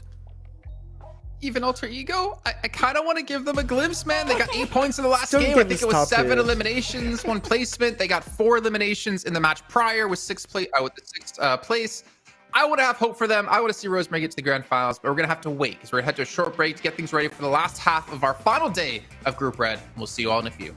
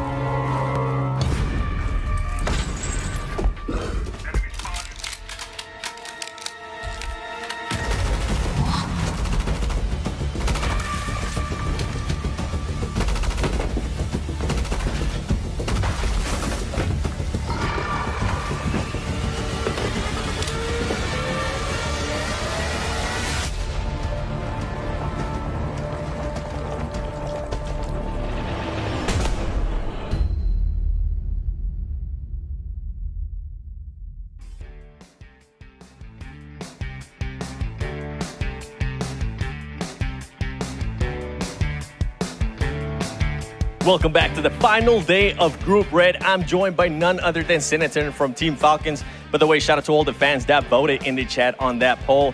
Senator, let's get straight to the point. You guys are currently 20 points away from top 3. What are you guys going to be doing on the next 3 matches? What's the main focus? Yeah, we still have 3 matches left, so everything is possible. And we will try to, our rotation even in the previous days, rotation was good. Now we want to focus more on team gameplay and team fight. If we win the fight in front of us, top 3 is even possible, even with the last match. So, right on. Well, I'm glad you mentioned last match because something that we kind of saw last week during the last matches were some hot drops, especially from teams that were already a little bit secure or teams that were actually fighting to at least make it to survival stage. You guys are a big known team. You guys are a team that some people might try to hunt you down just to kind of make your life a little bit harder. Is the team prepared for some hot drops or some teams wanting to engage with you guys a little bit more? Actually, our boys always prepared for everything, but this depends on the game, right? Sometimes we lose, sometimes we win, but we're trying our best. So hope we play as we want. Assuming we have hot drop, and if it is as our plan, we have more points, right? If we lose, not some. So we should see the positive side also, I think, yeah. I like that. I like that a lot. Thank you so much, Senator. And for everybody currently watching at home, let us know in the comments below what plays will Team Falcons finish. Back to you guys. Thank you.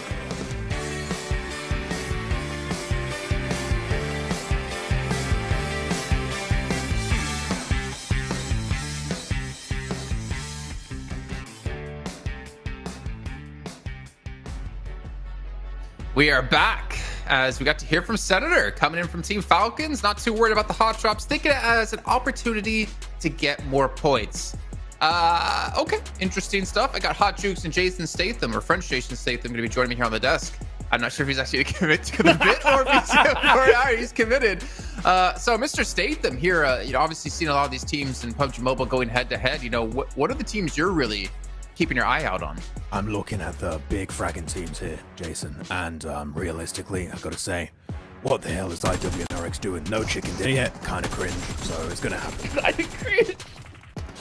Yeah, Hot Chicks, what's your thoughts? I mean, don't be too flabbergasted that we have the celebrity Jason Statham with us. I mean, I'm just shell shocked right now. I mean, what a pull, dude. That's what I'm talking about. I mean, yeah, IWNRX, extra cringe right now, dude, without a chicken dinner. I mean, hot drops, I think they're in the conversation at this point. I mean, you got your last ERANGLE of the day. You know just how important it is to pull out a big match here. If you're Falcons, IWNRX, trying to hunt down Nigma Galaxy or I8, I think definitely in the cards. Jason, what do you think? I mean, Statham. Oh, me? Okay. Oh, you better be talking to me or you'd be in danger, Hot Chicks. But the conversation for top 3 is very dark and ominous. I mean, it keeps going all over the place except for TJB. It keeps changing squads. I8's up there. Nigma Galaxy's up there. I mean, Na'Vi and IWNRX might make a jump in top 3, so it's hard to predict. But I can predict anything because I'm Jason Statham. Oh, Mr. Statham, I know you're going to be, rocking the primary acting role in the new PUBG Mobile movie coming out next year, and you're here to obviously research about how to get into it and how to play your character correctly. And what's the team you're really supporting here, and the team you're looking to follow around and learn a lot about the game from? What?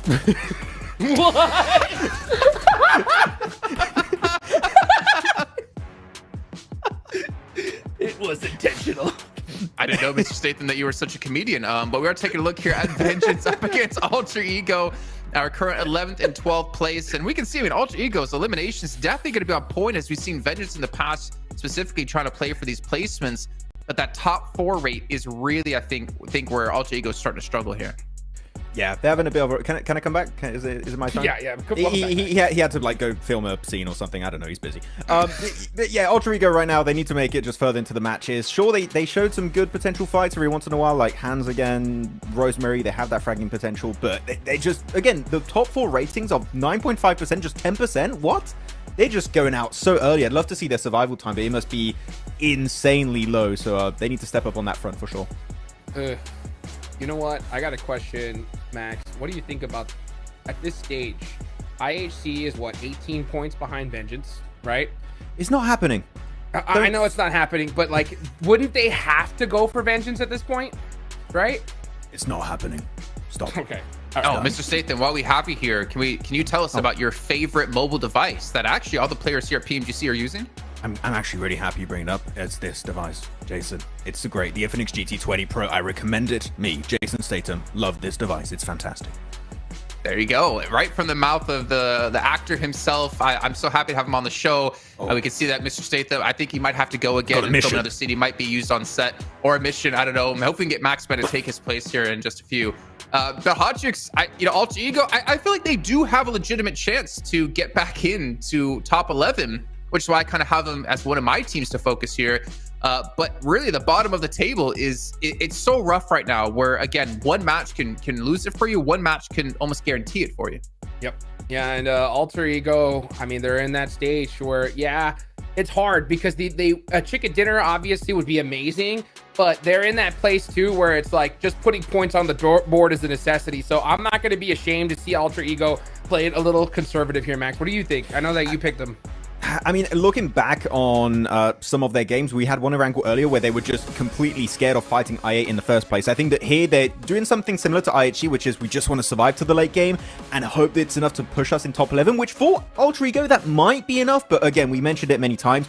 Those eliminations are really going to count towards the end of the day. So Alter Ego, sure, placement points good, but they need to take fights eventually. Pull like a note out of the book of Furia. You need to start sweeping the edge in those kind of situations. They haven't done it yet, but 3 matches down, they might start to go for some big, desperate plays to hopefully push themselves in the survival stage. Oh, I know we did have Seven give us information that Team Queso and Alter Ego are really feeling like their confidence is at an all-time low going into these matches, which I can kind of understand. I mean, for Alter Ego as well in particular, the fact is they got into this from PMGC points. They were horribly ranked in their finals. They were insanely low ranked at 15th place. I think our lowest placing team to get into the group stage here. They have a lot of work cut out for them. And honestly, they're one of the biggest teams in Southeast Asia. And to not make it to even the survival stage here would be a massive letdown for not only them, but for their fans. And we've already seen the impact on Rosemary, taking himself out yesterday in match 5, feeling like he's just not playing well enough to deserve to be on the roster, the starting roster right now.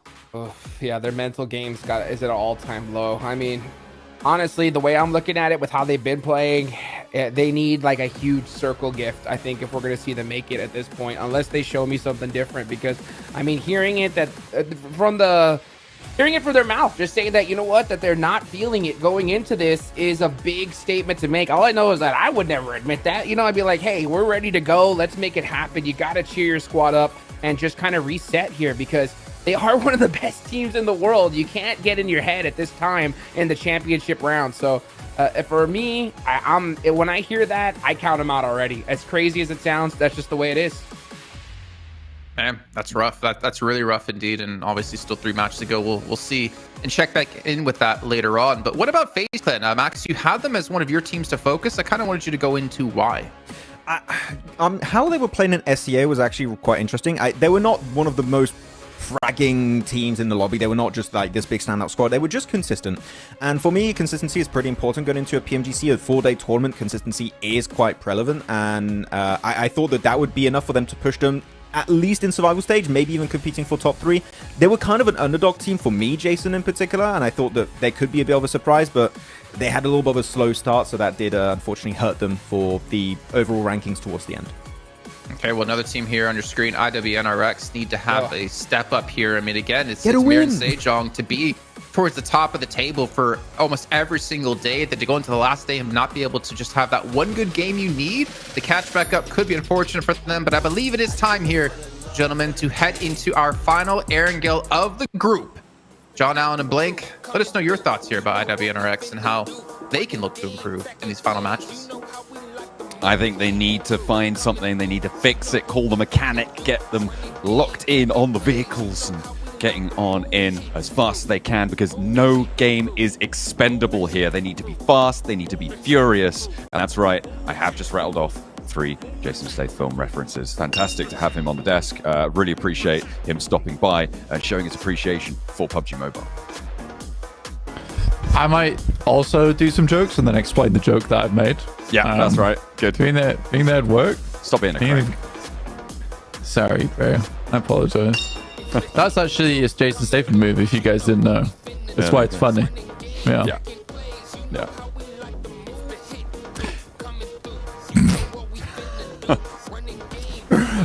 You know, for IWX, not a real one. For them, I think that the difficulty they're running into, they seem scared in a lot of their engagements when they're rolling through. I don't really know how you fix that, honestly, because it's a mentality problem. That's just got to be something that they'll have that switch happen during the games of a case of, guys, we have to stop worrying about getting spikes over towards ASI8. That was incredible. Loved that. And it worked too, which is the best part. Usually those type of players just completely fall flat, but we got one of the vehicles down, that's for sure. But for IWX, definitely need a little bit more of that juice coming through from this team, because they are known to be quite an aggressive squad. But what we're seeing here is a lot more safe plays. I'd like to see something different come off the back of that here.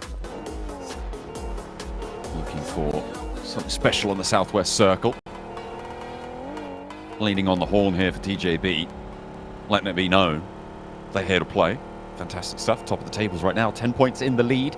The southwest circle means that from Severny, they will have to rotate quite far from all the way up that north side of the map. It's a non-zero possibility that we end up on Military Island, but I'm giving it a 10 to 15% likelihood of going on down towards the Military Island, which means we're much more likely to end up in those Gatka fields around that quarry area.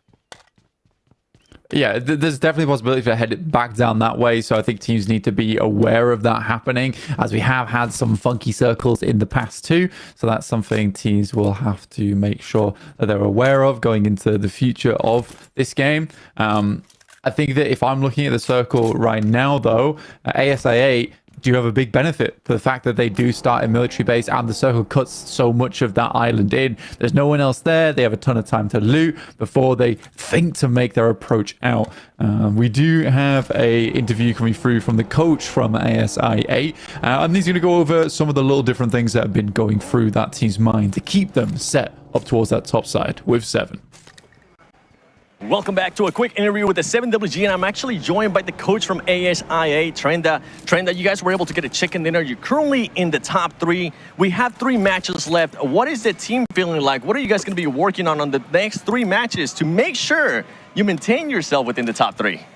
It's a do or die situation for us. Yeah, the team is confident. Now or never situation, you can say. Yeah, the team is pretty confident. They, like, whenever I ask, are you guys taking any pressure or something like that, they say no, we will go more aggressive. This time, more aggressive. So yeah, we have 3 more maps. So right now, we are on the 3rd spot.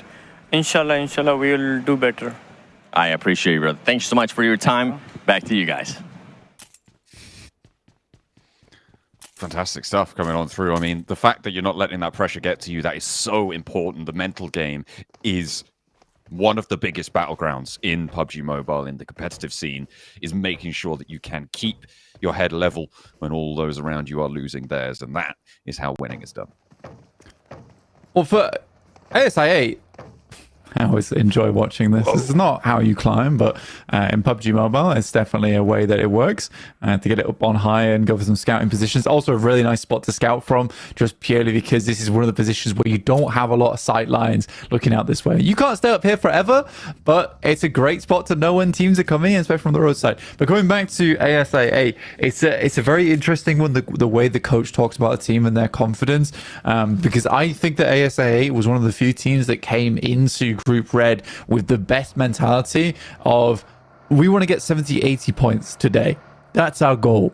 And that was on day 1.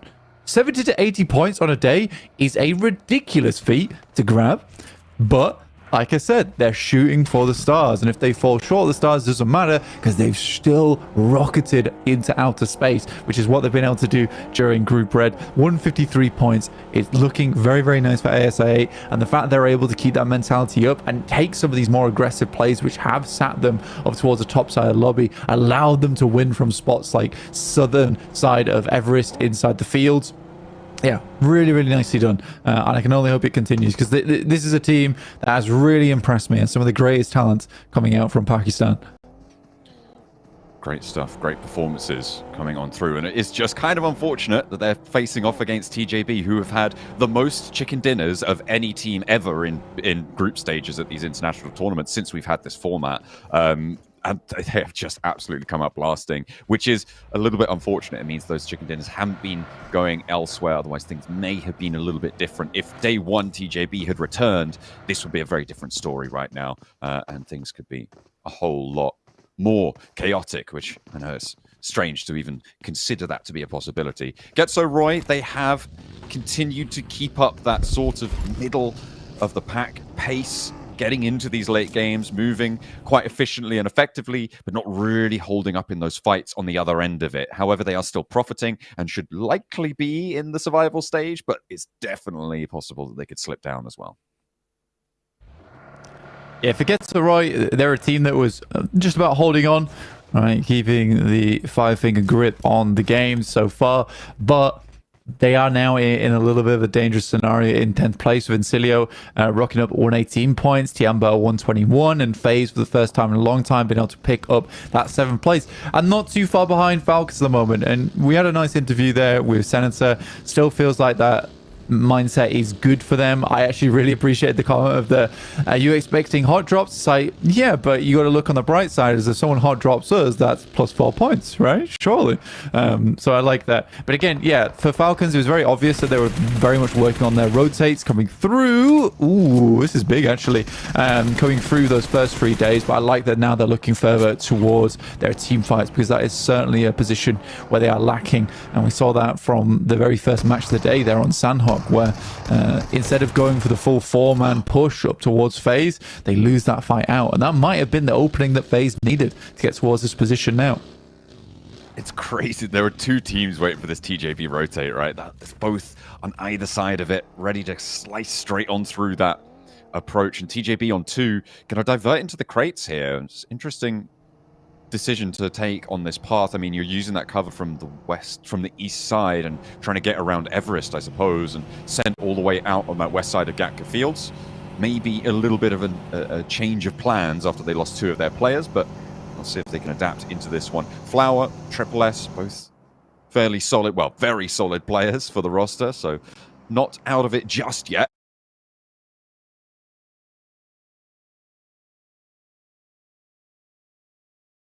See how much further they can go. This is good for team.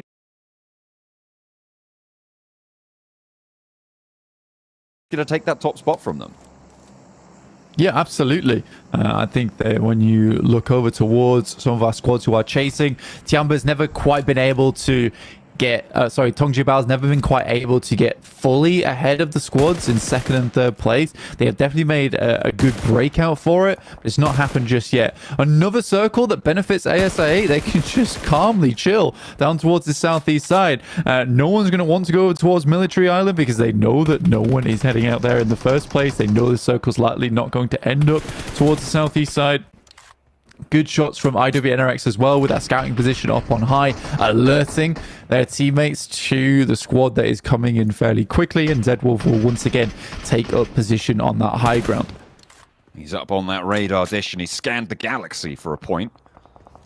Fantastic news. And yeah, he's just going to hippity-hoppity his way back up the pole and see if he can keep that presence. I feel like it's going to get very, very dangerous quite quickly, though, and I don't imagine he's going to be able to stay up there for more than maybe a minute at best without going down if he stays too boldly faced on that position. The good news is there's a lot of trees that surround it, so in general, the sight lines can be covered off, but it's super exposed. That's not going to stop him, though. Shots over to Tixie, and Virtus.pro lose one of their approach. Yeah, I mean, Virtus.pro 15th place, they are not massively far away from breaking in to the survival stage. I get not a load of our teams down towards the bottom 5 line. I mean, IHG's even been able to get up towards 80 points now.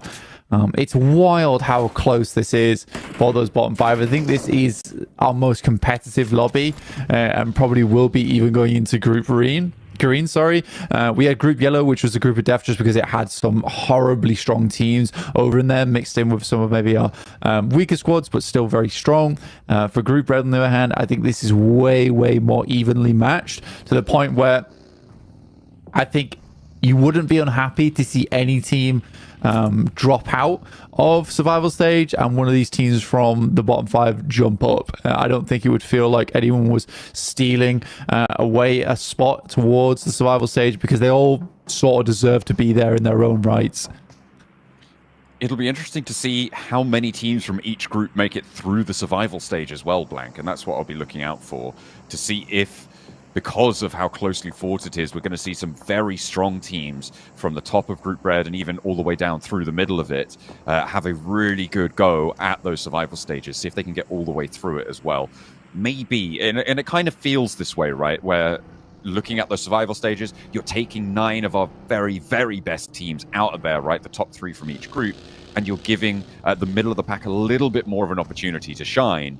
I think you're considering the fact that you're going to see one of TJB, IWNRX, Na'Vi, ASI8, all of these teams potentially lose that spot and have to go over to those survival stages, have some incredibly impactful games. A big shift over on the circle sends it to Ferry Pier, and ASI8 currently not leaving from the military island, with Na'Vi behind them, actually.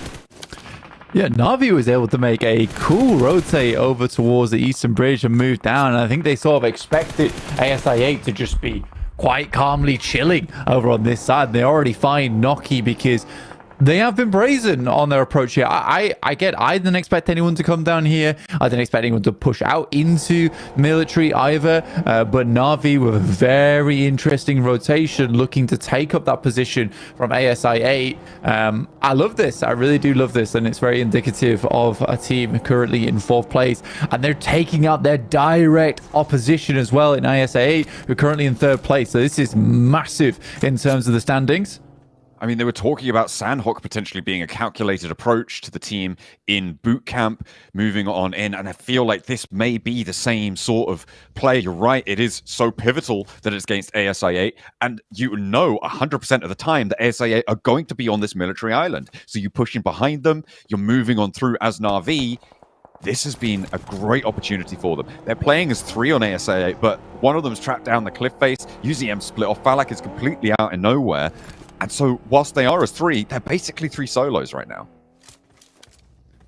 It's painful. I mean, from starting out inside this lobby to being a case of, we have such an amazing amount of space to play around with. It's a good counter from UZM, but now this res has to come through incredibly quickly. We're halfway through into stage 4 coming in, where it will be unresable to pick up your teammates. Chase them down. Yeah, and he should do as well. Puncher goes out. This is a great comeback coming through from UZM. You might take one of us, but the rest, a little bit hardier. Now they're aware of your presence. They've set up for it. And with the blue zone at the back, Na'Vi are going to be eating the damage first. Puncher, very unlikely to get rezzed here. The spray down for Flip, not going to quite connect there. Pushes back. And remember, there is still IQ underneath them on this cliff face. Lemon gets rezzed. UZM repositions. The 2 players from ASIA on the northern side of things will move around this coastland. They can get to the bridge and play in this zone as well, Blank. But it looks like they want to stay out. God, Na'Vi. Yeah, Na'Vi 6 goes down to YQ. Is a good comeback coming through on the side of ASI8, and again, it's so important on the standings with ASI8 and Na'Vi both battling out for that 3rd place position. So any damage ASI8 can get done here is really pivotal. Essentially for Na'Vi, they need to get ahead of the problem here, and the best thing that they can hope to do, because they should understand that this is ASI8 that they're going up against, is that they should just hope to guard them out. That's the best thing they can do. Even if it costs them their lives, what it creates is a situation where they can get a reset on the game. Out goes the bow. Good shots right now from Lemon, looking to finish things off for them. Maybe just a little step too far there to go for an open rotate. They thought that Na'Vi were going to be across the bridge already, but a back step there, and Lemon drops out while the zone doesn't fully close. They've got 20 more seconds to try and find this shot, try and find this shutdown, and he's tagging the damage out into the water for Uzum. He is going to eat the final bullet there, and Lemon leaves a bitter taste in their mouths. I mean, there was some retribution, but Na'Vi exact their toll as well. Yeah, unreal play, actually, from Na'Vi. Again, they just give up on their teammates, because I think that's totally off the back of an understanding of where ASIA are dropping. Should be 3 elims going through to them as well off the back of that. But well done to Na'Vi. I think that is a tough choice to make in the moment, but it is the right decision overall for their game. It felt like they really had that all under control, but it kind of went pear-shaped, though, right towards the end of it. Disengaging us too, though. I mean, you're right, that is kind of the best of a bad situation. Tianba looking to try and get rid of Tunch, but he won't go down that easy. They're launching nades on the inside, but he's already managed to exfiltrate on the building and do a lot of damage. Keep that hold on going. It's interesting, though, because ASIA and Na'Vi both have gone down. This is IWNRX. This is Falcons, both with a big opportunity in big positions as well on this circle blank to make a lot of ground up and get back into such that tight grouping of teams towards the third place bubble. Yeah, and again, this is the aggression that I wanted to see from IWNRX in this position. They've been handed a game here, which drops over towards where they start their matches for IWNRX. So I want to see a little bit more. Vengeance has clear overview towards Na'Vi's push across.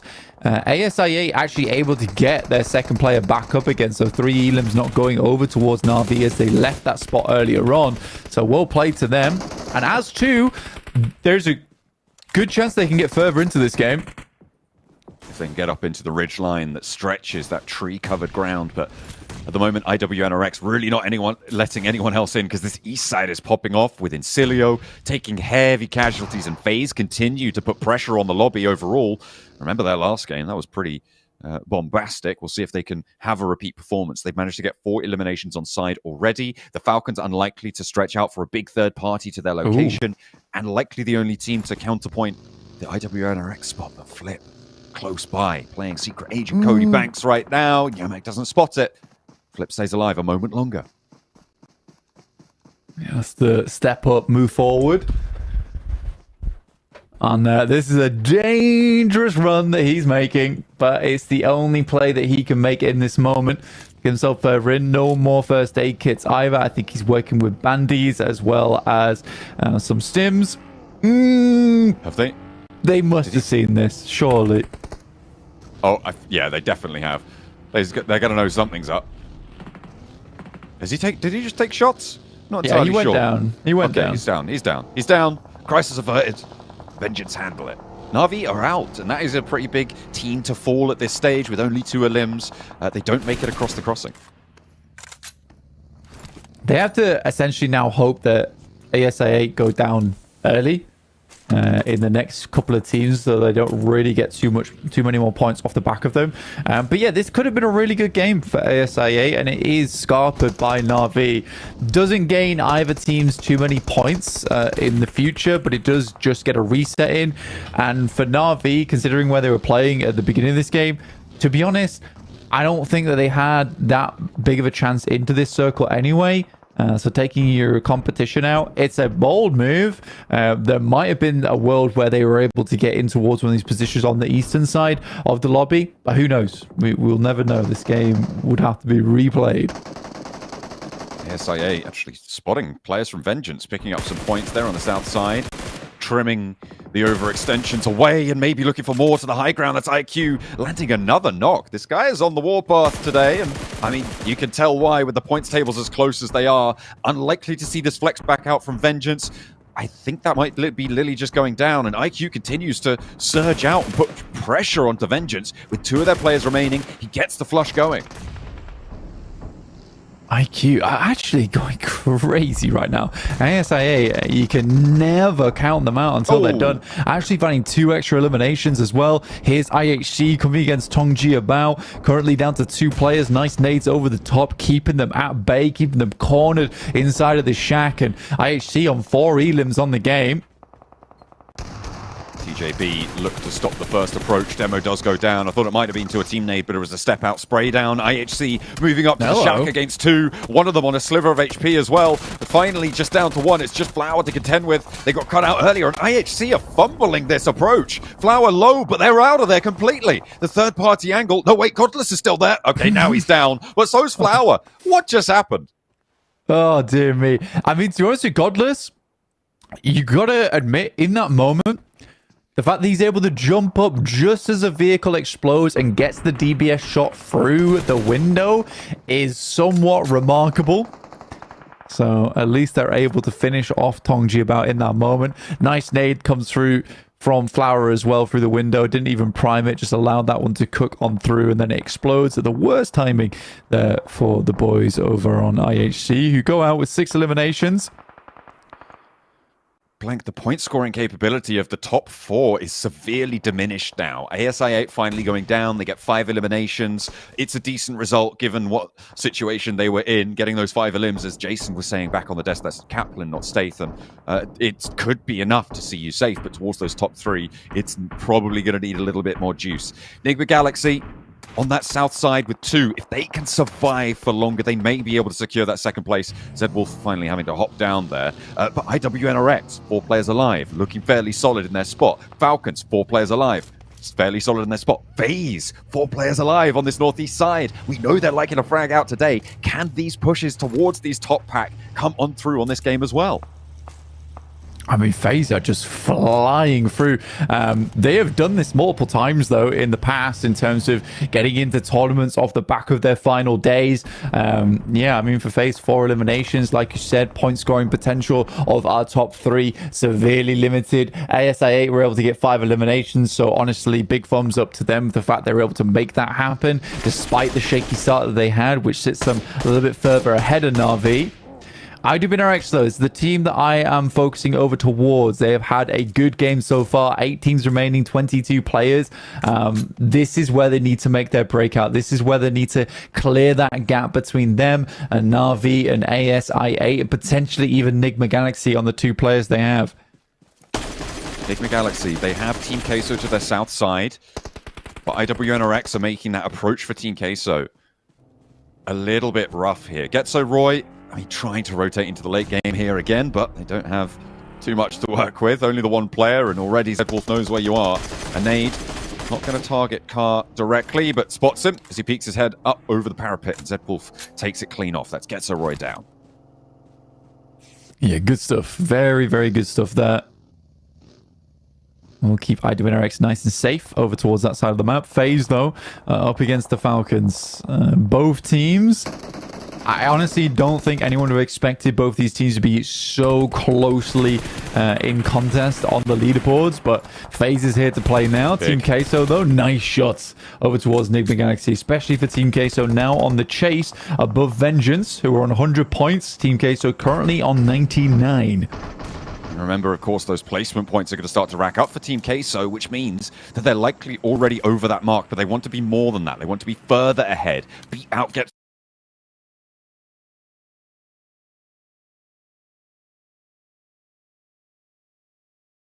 Roy on 104 plus whatever placements they got. Maybe try to catch up towards Incilio if they go down soon, because they're on the back of the queue on the east side and they have just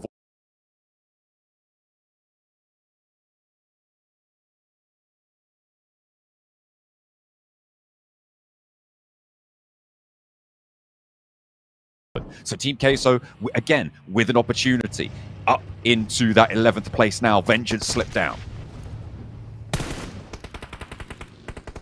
Vengeance now in 12th place. Not a good place to be for them. And Team Queso, 4th match of the day. A bit of confidence maybe regained here for them. Just so needed. And we saw them earlier. They looked pretty downtrodden over on the stage. FaZe attempting to get these nades over into the shack, but the smoke cover allowing them to keep the eyes off the ledges and make those angles to line up for FaZe a bit harder. Yes, you can try and throw a bunch of nades in over that way and hope one fits in, but a lot of times in these end circles, it's a good thing to throw those smokes because teams do not want to waste nades at this point in the game. Falcons getting will feel so incredibly bad because this is the game that they have been waiting for so long now. And East already falling right off the bat, John. Ooh, it's not a good feeling for them. I mean, it's so unfortunate because they're kind of in the saddle of this ridgeline as well, between FaZe and IWNRX. The two teams around them on the tables as well. It is so devastating either side on the tables, either side on the ridgeline, and Falcons need to hold off this push. FaZe try and go on in, but it's being cut down here. East has been flushed away, but they still have 3, and only Venturas now sits on their flank. This is a big pickup on the position for the Falcons. FaZe may have just been able to lose out here. Yeah, FaZe down to 1 player in quite fast fashion. So for FaZe, who are looking to put about back-to-back that Hot Jukes was talking about earlier, feels like it might be off the cards. Good shots from Venturas, though, finds another from Falcons, but Top is quick to readdress that scenario, but not likely anyone else from his team is going to stay up. So now down to just Top remaining as he tries to slither on through inside this valley. Team Queso, Melodious, can't quite go back to pick up his teammate HOGA, but does find some great shots over towards Furia, who are trying to enter from this eastern side, but the Fury is more over towards the side of Team Queso as they start to light the fire underneath this lobby. Team Queso looking for the last player of Furia, who's moving out in the open, sitting down, trying to go for these spray challenges, but it is just a last-ditch attempt. Can they get the res? It looks like they should be able to. IWNRX, 4 players alive. A 3rd place guaranteed for Falcons. I think they got 7 eliminations on this game. A big game for IWNRX as well. They've been waiting for this all throughout. FaZe, the team that fell by the Wade side on this match, they still got a decent result, but the teams ahead of them will accelerate away. The top pack also slowed down, caught up in the fighting on the south side, and it has not been a successful story for them this match. And it is, again, a front page scramble for 3 spots. There's 7 contenders. It's more than likely, like Jason said, going to come down to the final match of this tournament. As time and time again, we get those sprint outs in the front line. That should be Falcon. Whoa! How did that not catch him? Okay, Falcon. I mean, Top just survives that one. Just built different. Nade protection. Yeah. Wild. Just built different there. Either way, still in a pretty dire scenario, all things considered, with IWNRX pushing up to the ridgeline. Team Queso wanting to secure themselves further and further up these tables, trying to do the Americas proud. Is IWNRX moving on over, trying to stop that story. Turkey are behind them too. All 4 of their players, they've got 14 smokes to play with. That is a lot of utility on side for IWNRX. Yeah, they're ready to take this game home, and they really do want to. Falcons, like you said, 7 elims on the match. Top doing a good job here. They should know of this location from Top, considering they got the nades. Definitely do. 2 nades in the pocket. Ooh, they are lining up towards his left-hand side. That's unfortunate on the timing at which he readdresses the approach on the buggy and maybe just trying to bait something out. Good shot to start off things with a Melodious. Almost goes down, but this might be the trigger pulled now for IWNRX as they hear that breakout. The damage has been done, but they don't push the issue. I mean, Team Queso are on the back foot here, right? The circle closest to the center, and IWNRX know they have these angles under control. They have a lot of smokes to play with. They're redistributing all of their ammunition. They're playing this one on the smart game, not the aggressive style that we have seen from some of our teams so far. With 9 eliminations, with 4 more, they could add up to 13 eliminations. A 23-point game would, I believe, see them towards the top spots here. Blank, this is such a crucial moment, not only for IWNRX, but for Team Queso as well. The best case scenario for making the tables as interesting as possible, in my mind, is Team Queso get 3 of these elims and then lose to a full 4 elim from IWNRX. That would shake things up the most. Indeed. Well, Team Queso, how do they want to play this now? Because we are in stage 9 now. IWNRX playing off the back of this ridge side. They would like the players in Team Queso to rotate into them. They have good control a little bit further over into the middle side of this lobby, but it is a full 4v4. But with ZedWolf picking up the first elimination onto Melosa, that's their big off angle, and IWNRX look like they're taking this one home already, John. Melodious goes down, and Nade to follow it up from Kane. No damage to be seen in response. 2 players at the back line, and they're already eating damage from the shrapnel. Frozen launching that Molotov forward. ZedWolf as well, cooking one up. making these rotates so hard. Puppy Patro and Colgo trying to make the spray down and a bold push out on the buggy. The two of them almost go down as just Colgo now left standing, the last player in the mix for Team Queso, and Frozen rolls forwards, but it's the buggy to connect first, and that is how you shut down a game. A 13-point chicken dinner in the closing moments for IWNRX. We're going right down to the wire again. And look, the big thing is, IWNRX get themselves a chicken dinner, the first one of the tournament. This is the changing point. 2 more matches to go, but they picked up that chicken dinner, and maybe now's the time for IWNRX to get themselves back up into the top 3. No more sad faces, only smiles, because they can only go up from here.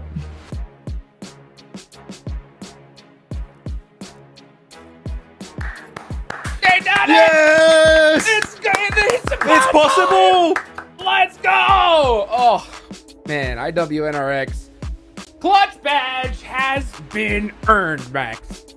Just a chicken dinner. Jason Statham would be proud. I am proud. Dude, Oh, damn, everyone's he's proud. Look still at Team here. Kessel. Not happy, dude. Not happy at all. And rightfully so, man. This was an absolute banger away to end ERANGLE, right? I mean, we got 2 Miramars coming up. Team Kessel are on the cusp. IWNRX just made things that much more difficult for squads trying to make it to the top 3. Yeah, I mean, again, the point sponge at the top is even worse now that we saw IWNRX finally get himself a chicken dinner. But Team Queso, this would have been the big game here, possibly, Jukes. It was so well played too against Furia. There was Insidio, there was FaZe over to the eastern side, even Enigma Galaxy. And they knew that to really get some information while not taking too big a risk in this game, playing that ridge south of Longwood was the big play to make. But unfortunately, when you're dealing with IWNRX that sure are low on ammo, but they have the best weapon in the game, which is a buggy, you're going to be in a world of hurt. But Zeewolf, these are crazy What? 9 elims, 1.5k damage in one game. Yo, you know, I was talking to you at the top of the show, and I was like, can you imagine a world where Zeewolf doesn't make it into the grand finals with how he played so far? And he said he must have heard something. You know, his ears were twitching and was like, this is not going to happen under my He's talking smack. That's right, dude. Disappoint Jason Statham. 9 eliminations, dude. Zeewolf on fire in the final moments. This is literally a movie. I mean, if it starts back at the beginning of the match. Luckily, the spectators caught it for us, the observers. We saw Zeewolf go up the tower with some sweet little hops, and he stayed on top of that tower, and I believe he got 4 eliminations from that tower. Then eventually he did have to come down from this one, and then he picks up another 5 eliminations on top of that. Like, Zeewolf almost single-handedly carrying his team through to the grand finals here. A phenomenal performance. The guy who's the MVP after day 1 and 2, if I'm not mistaken. Yeah, you could do it again today. I mean, can you imagine if you're a player, okay, you're just going through Longwood, you're rotating, you're playing your typical PMGC lobby, and you start getting shot from somewhere, and you're looking at the tree like, where the hell, where am I getting shot from? And you're getting smitten down by one of the gods up in the sky, and he's just spraying you down with his M4s. Like, well, you have no idea he's up there. And actually, the trees in Longwood really give you so much cover while you're up there. It's not just like tree chunks. You have the actual leaves, the foliage up there that helps him so much stay hidden while still gathering information, because no one in their right mind would go check in the trees. But he's up there. Well, he's hidden. It makes sense, dude. I mean, come on. You see Zeewolf doing his best Sanji impression, right? Just jumping all the way to the top to that tower. Skywalking. And then, exactly. And then who's going to expect a wolf in the sky, right? I mean, look at this guy. I mean, 9 eliminations, 1,500 damage, but even more impressive, 77 damage taken, right? This guy was destroying this lobby. I think Zeewolf, I think it was actually Jason Statham playing Zeewolf, and he was researching his new movie called The Tree Walker. It's kind of a sequel to The Beekeeper. I don't know, man, how you kind of pull that play off, especially in PMGC, but hey, it might have pushed IWNRX up into our top 3. Obviously, Team K didn't quite go the way they wanted. I mean, good for IA. I think it's fair to say, Jason, they still get 5 points, so they're still able to remain around in a position that's somewhat able to compete for top 3, but still the whole clash is just unnecessary.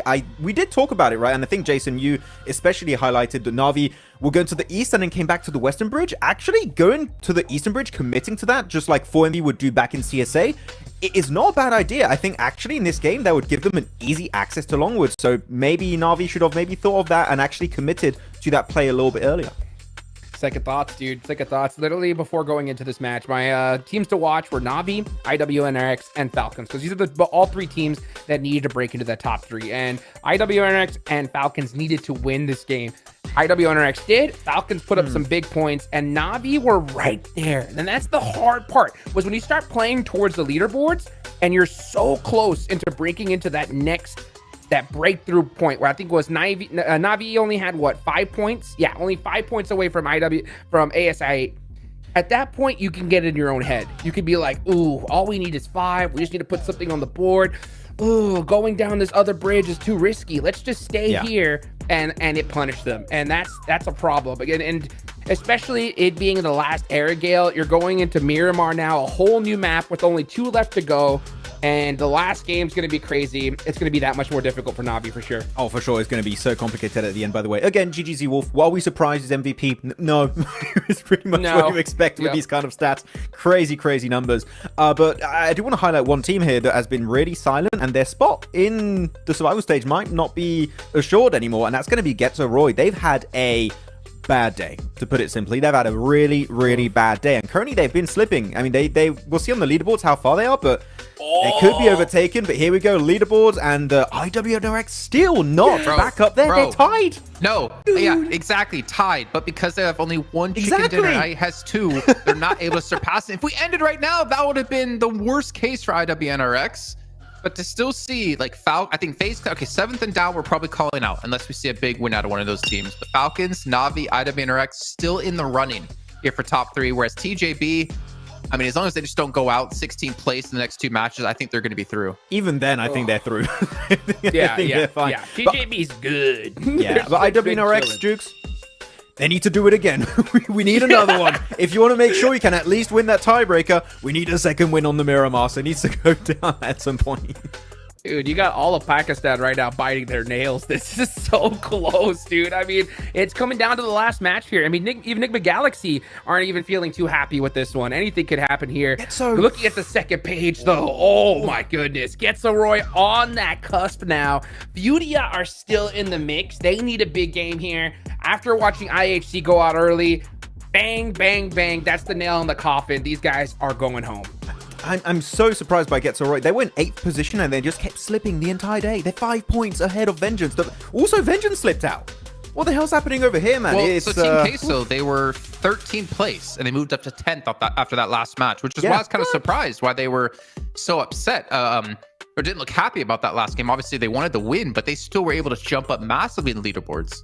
Yeah, it was a really good game for them. But I think that the way they were upset, Jason, is because it's not enough points to make them comfortable going in the last 2 games. They could very easily fall out of this. Would 4 more points make them that more comfortable? Yes, I think it would. Literally, yeah. yes. Yeah.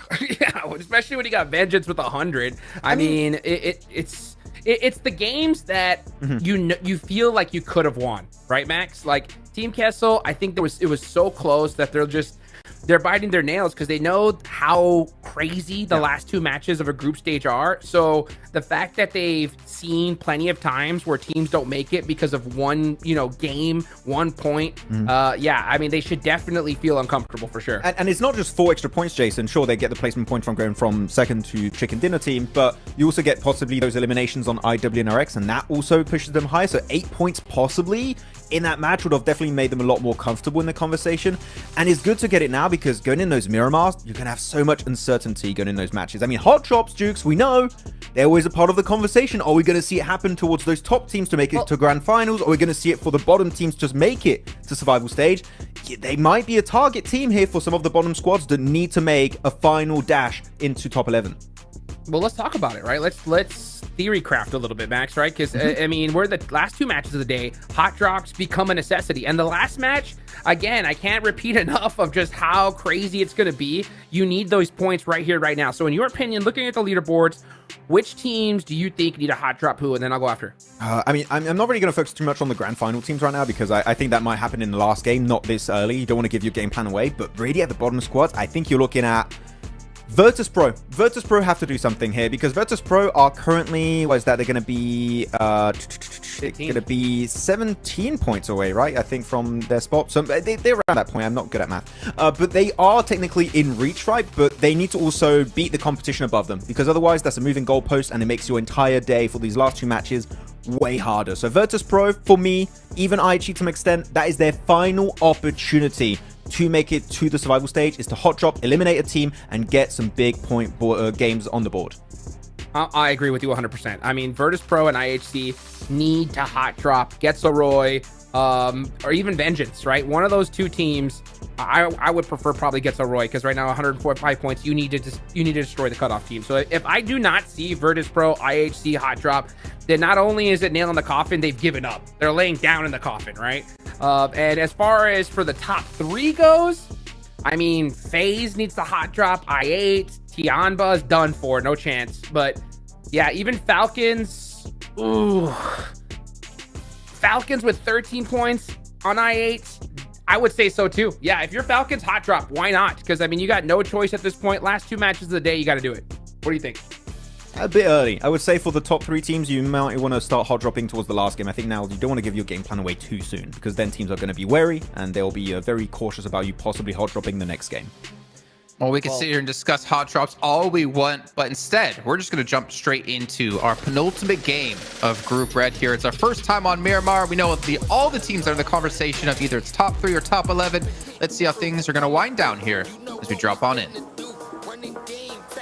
The last 2 games are upon us, and we're going back to the desert, of course, to heat things up. 23 out of 24, almost that full 1 fraction as we head on in with a plane path from Partona up towards Ruins on the northwest side, cutting out areas like Torre Hamada and Tierra Bronca on the northeast. Yeah, we're pushing far off towards the west here, which is always an interesting way to start off a Miramar. The first one of the day and the penultimate match of Group Red. We will be finishing on the next match there. And like the boys were saying on the desk, it is a tiebreaker right now due to those chicken dinners in the top side of the tables with IWNRX definitely catching up at ISA8 with that valiant performance they made in that last game to put up 5 eliminations despite being harried by Na'Vi on that south side. Still in contest for that top 3.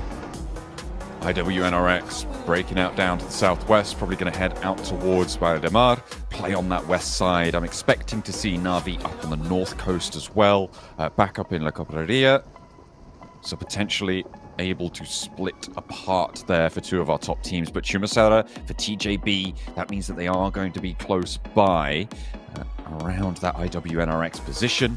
The teams at the top locked horns once again. Enigma Galaxy as well over towards El Pozo, as everybody is going to have to make their way up towards the north side. Na'Vi happy with this circle. It keeps La Cobraria in. You know what, also, this I think is the first Na'Vi-orientated Miramar we've seen all Group Red.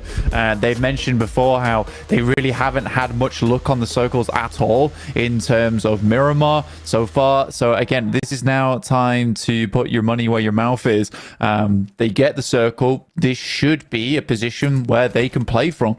So I'm excited to see what they can get done here in this match in particular. For Na'Vi, currently in 5th place, but only 8 points behind right now. FaZe starting to lag behind a little bit. Again, I don't think anyone had many thoughts that FaZe would be challenging out for a top 3. The fact that I even have to say, oh, they're not quite there yet is funny to me, but they have certainly got themselves nice and safe now, which is good to see. On the bottom end of things though, John, Team Queso with that last match get themselves up to 109 and get so Royal 105 right on the bubble. Yeah, IWNRX just on the cusp of getting on through into that top 3, losing out that tiebreaker. Can they find another chicken dinner? Well, we're going to find out a little bit from their coach. 7 caught up. Interview with the 7WG. I'm actually joined by IWNRX coach Bluffs. You guys were finally able to get that win. I know in the past we were talking about how the win wasn't that important. Now with everything at stake, how important is that win for your team? As I said, if we keep getting more points, high points, it's not necessary. The win is not necessary. We get the high points in the first 2 days, but last 2 days it was so bad. We couldn't get that high points, and win was necessary for us. And finally, we get the win. We are so happy because it was too nervous. We were too nervous, and finally we got that relief. So finally we get the win, and finally we get close to top 3 again. I hope we can qualify. I think so. With that performance, is definitely going to push you guys a little bit higher. You're mentioning that you guys are happier. I saw the players; they're definitely a lot more confident. Thank you so much for your time. Back to you guys. Excellent sentiment there, using that win as a bit of a mental reset as well for IWNRX, and coming in on their strongest map. This map is where IWNRX beating out everybody on the numbers blank. This is a big opportunity. And it's where they need to take that momentum and push it forward, right? And I think it's fair enough. It's been a long time coming now for the guys on IWNRX to pick themselves up a big win, and I'm happy to see it come through for them. I would just like to see IWNRX make their way back into a top 3 because they have such a pedigree behind them. And I think the fact that they've come into Group Red swinging like this is really, really good to see. So I'm very, very happy for them. Hopefully that can be the change that they need. Also starting over in El Azahar, always a nice spot to be in for IWNRX, so they can move forward over towards that northwest side of the map. And I think they've had a fair few times where they've had this worrying performance where, do we crunch into the eastern side? And then they've allowed loads of teams around them, and it has been awkward. I think actually IWNRX is probably grateful for a little bit of freedom on rotate. Six finding one of the players there coming through from Vengeance early on. This is a long flex out from Six from the rest of his roster as well. Currently, the rest of them still up in La Cabrera, so does need to be careful, which is why he didn't fully step out, look for that commit. You saw him looking down to the south, to that counterposing hillside. I think actually Enigma Galaxy have made their way up there, so he's very worried that if he goes down, he's basically done for. So nice and cautious for Na'Vi until they regroup and put 2 players up there. If that's what they decide to do, you do need to be making those cautious plays. Ralph, though, getting a little bit bold with these peaks down towards Vengeance. He's a lot more happy to take that risk. Yeah, they know they need these points to stay up on top right now. Still taking some shots over towards, I believe that is Na'Vi on the other side of things. But yeah, it's certainly an interesting one at the moment. I think when you look at this map in particular, what I'm looking towards is definitely those high grounds that currently you do have Na'Vi holding, as well as Enigma Galaxy down towards that southwest side. Can't really afford to move the buggy either. To get in it would be probably a knockout, and because there's no one else up there with you, you don't want to risk the knock. Tiamba on that east side. Moving over open ground. They may have done enough to seal themselves that chance at the survival stage. They're on 121 right now, bang in the middle of the tables, unlikely to slip down too far enough to fall out of it, and very unlikely that they can achieve the point score to get all the way towards the top. So very likely we'll see the team progress to those survival stages. Similar story was true for Getzo Roy, but they have had some really disastrous games today, just not finding that late game position that they have done previously. However, against FaZe, they may be able to not only allow themselves a little bit of safety, but also ruin FaZe's chances of getting back in that conversation again for our final map. Which you do not want to see. To be honest with you. I think on the final map, getting pipped to the post there always feels really rough. And I think this is the group where 100% anything can happen in that final match of the day coming through. If you're talking about Enigma Galaxy, ASA8, or even IWNRX, at this point in time, you want a massive chicken dinner. You want to see yourself safe towards that top side where things don't change all that much into the future. Nice bumper tap there to stop both vehicles short, but opts to grab back into that one. I mean, that's a really nice use of conservation of momentum there. Two similarly massive objects crashing into each other, opposite directions. Just immediately cancels out all that momentum. Very good braking technique. Not so good for the whiplash, though. Difficult to get that one to work with the spine. Triple S, you can't park there, mate. You got to move that buggy. Yeah, get out of the way. Get out of the way. No reason to keep that around because it needs to get maneuvered into a spot where it's not going to get taken out. And especially on a map like this, you need those vehicles. With all the high ground that's in play here, you need to be able to maneuver yourself into a better position inside the lobby. Big north shift. Ooh, ow. Pops all the way up to La Correria. Gives Na'Vi a lot of that ground. But what we've seen from previous games where teams taking up that wide split on the north side is that they just get cut off. Teams move in between them and slowly they get shredded away. So for Na'Vi, they need to make sure that that doesn't happen to them. The question is, how do they go for that? Do they move the players down towards the south, back up towards the north side? I feel like that high ground is going to get severely diminished in value fairly quickly. So I think that might be the play. You know, for Na'Vi, it's a case of... It's a hard decision to make. It's like, where do you want to play around here? For them, they do have that central position on that high ground. I think they're going to try and regroup a little bit, allow teams to flow in around them. La Correria currently been picked up by Enigma Galaxy at the moment, but they are split off between one another, and it has to be an instantaneous rotate. Redox was the closest nearby, so he's going to hold down the fort for the time being, but it is IWNRX currently splitting the path between the two of them. And already finding that first elimination over towards Enigma Galaxy. And that breaks them into the top 3.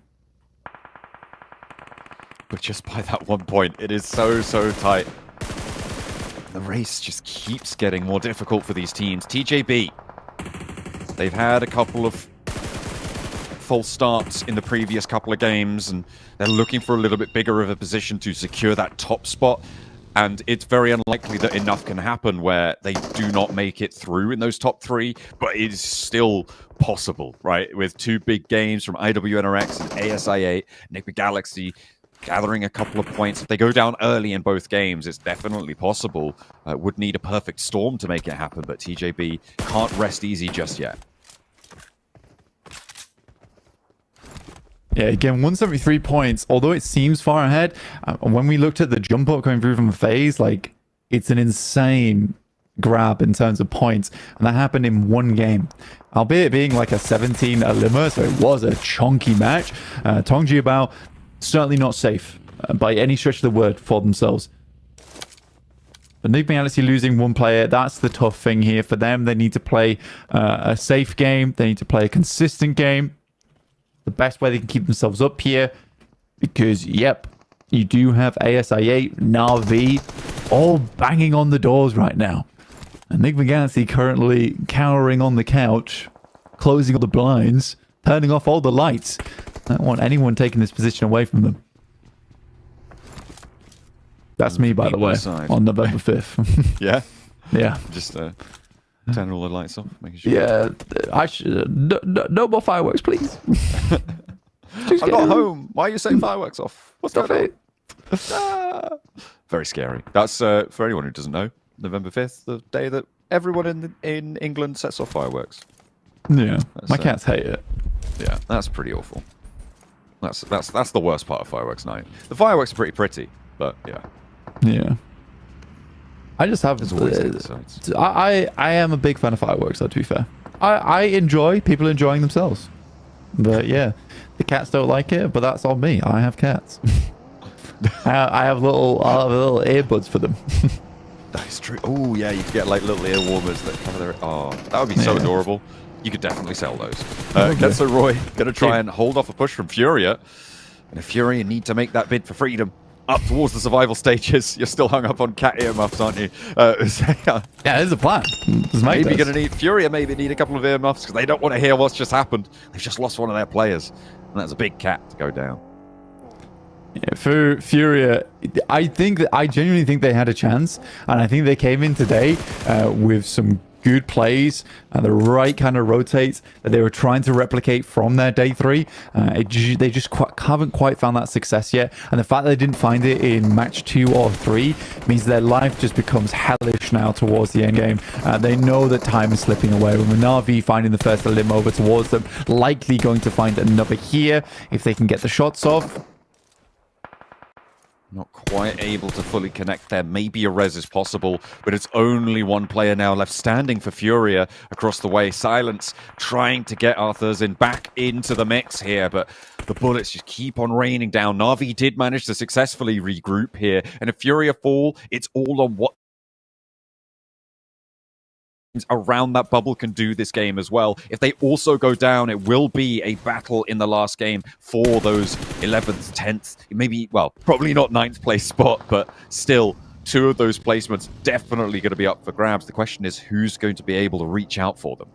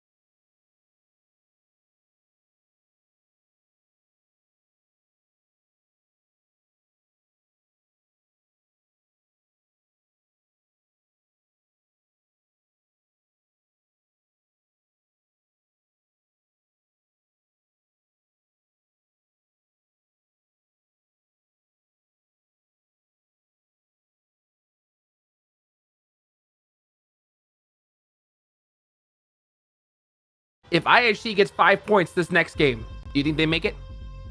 It depends if YUDHH goes out early. I mean, obviously, right? But just saying, like, but if you really think so, do you think 5's gonna cut it?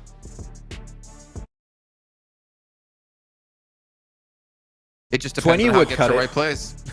Yeah, I think they could. Dinner will cut it for sure. YUDHH have been, I mean, like Max said before, right? They've slipped from like 5th or 8th place down to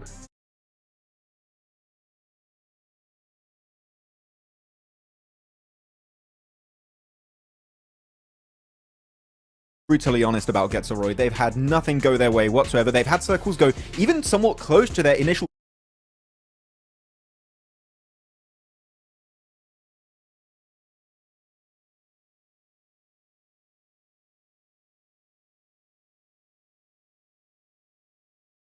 yeah. Very specifically.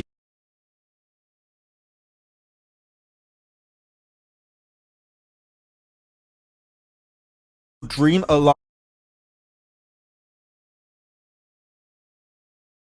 You have so many thoughts going through their minds right now. I'm telling you, they are lost right now as to what they're going to do, but they need to make a decision and fully commit to it. Yeah, I mean, well, they're going to need minimum 5, period, right? So I think you have to play it safe if you are IHC, you know? But the sad part is, you know, playing it safe is what got them here all the way at the bottom, you know? So it's one of those 50-50s. And the crazy part was looking at the top of the leaderboards.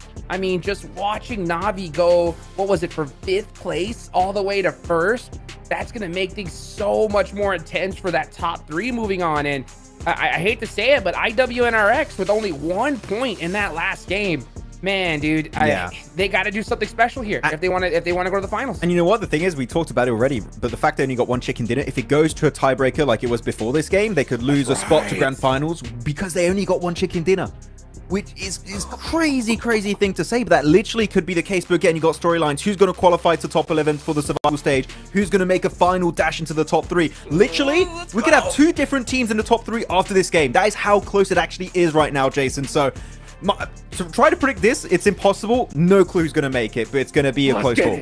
Not only could we have new teams in the top 3, we could have like 3 new teams in the top 11 as well. It could be everything changing up here in the final match of Group Red. It has been a bloodbath the entire way through, and that bloodbath has to come to an end. It's going to be on Miramar, and it's going to be brought to you by John Allen and Blink. One last trip, and what a way to go into this one, Blank. Miramar is going to be exciting. A true slobber knocker in the truest sense of the word. We are ready and raring to jump straight on into the melting pot. Let's get underway. There are several teams vying for a top 3 here to make their way on through to the grand finals over in London in match 24 of final of Group Red. Na'Vi just picked himself up a massive game that sits him in 1st place, but IHC pulling the old classic. Is it the last match that they're going to make their way into survival stage off the back of, or will this be the game where their dreams die? They have got one more opportunity, and they're out of the plane already, kicking things off. Let's see what they can do. On the south side, Alter Ego, Virtus Pro, TJB dropping over towards Chumacera. That will be where they remain.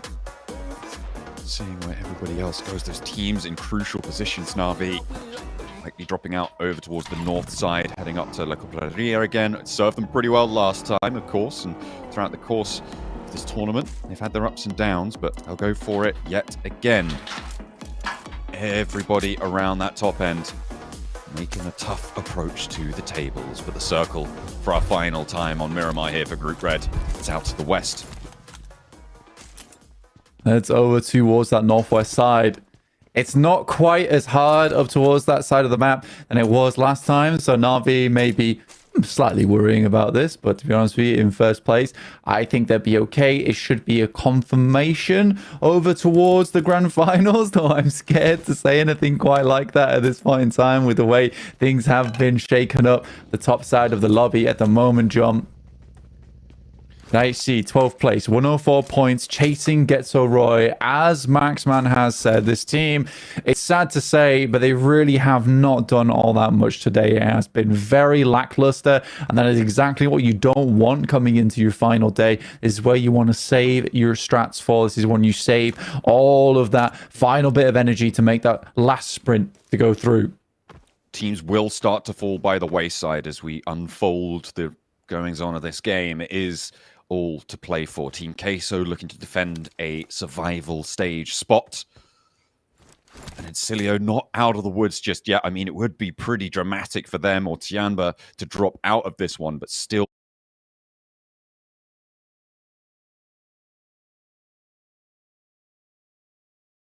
possible, however unlikely it is. Of course, this group has been so hotly contested across all of it. Group Red has definitely been one for the history books, breaking records with the most chicken dinners found in a group stage for TJB. But they're still not in that top spot because Na'Vi took it back from them in the final moments. On back of a fantastic game as well. They start in La Cabrera up towards that northern side, see if they get any more points done and try and beat out the scoreline coming through from Team Spirit in Group Yellow. But honestly, I'd just be happy to see two PMSL EMEA teams taking first place over in Group Yellow and Group Red. But we know Tongjibao is a fearsome team. They can strike anytime, anywhere. So if you're Na'Vi, you're certainly wanting to keep yourself in. And I think we haven't really talked too much about third place, though, because Enigma Galaxy 166, ASI8 163, and IWRX just slightly lower down with 159. Right now, Enigma Galaxy, this is their last chance to make a decent run for this one, as they have been just scraping by, I would say. And for a team that was so dominant over towards the first couple of days, it would be a shame to see them knocked out here in the final match. I would say, though, I feel like Navi's momentum is strong here. TJB's absolutely not. They've had some real shaky games over the last few showings. They had their massive chicken dinner where they got shift after shift after shift today. But after that, it just kind of has been a little bit disappearing from them. And because of that, I'm not taking it for granted that they're in at this stage. Enigma Galaxy, ASA8, IWNRX, all of these teams could surpass their scoreline here. And if two of them do so, they're out of the top three. This is a pretty crazy dynamic to happen in the lobby. I'm a little bit more confident in Na'Vi's ability to stay towards the top, given that they're coming off a strong chicken dinner, a massive adrenaline high, but they need to keep that under control because it can go both ways, right? You can get that performance boost from that elated feeling that you have for finding a massive 26-pointer, but then you need to make sure that you keep that under control. You don't get jittery. You need to stay cool whilst channeling that energy forwards.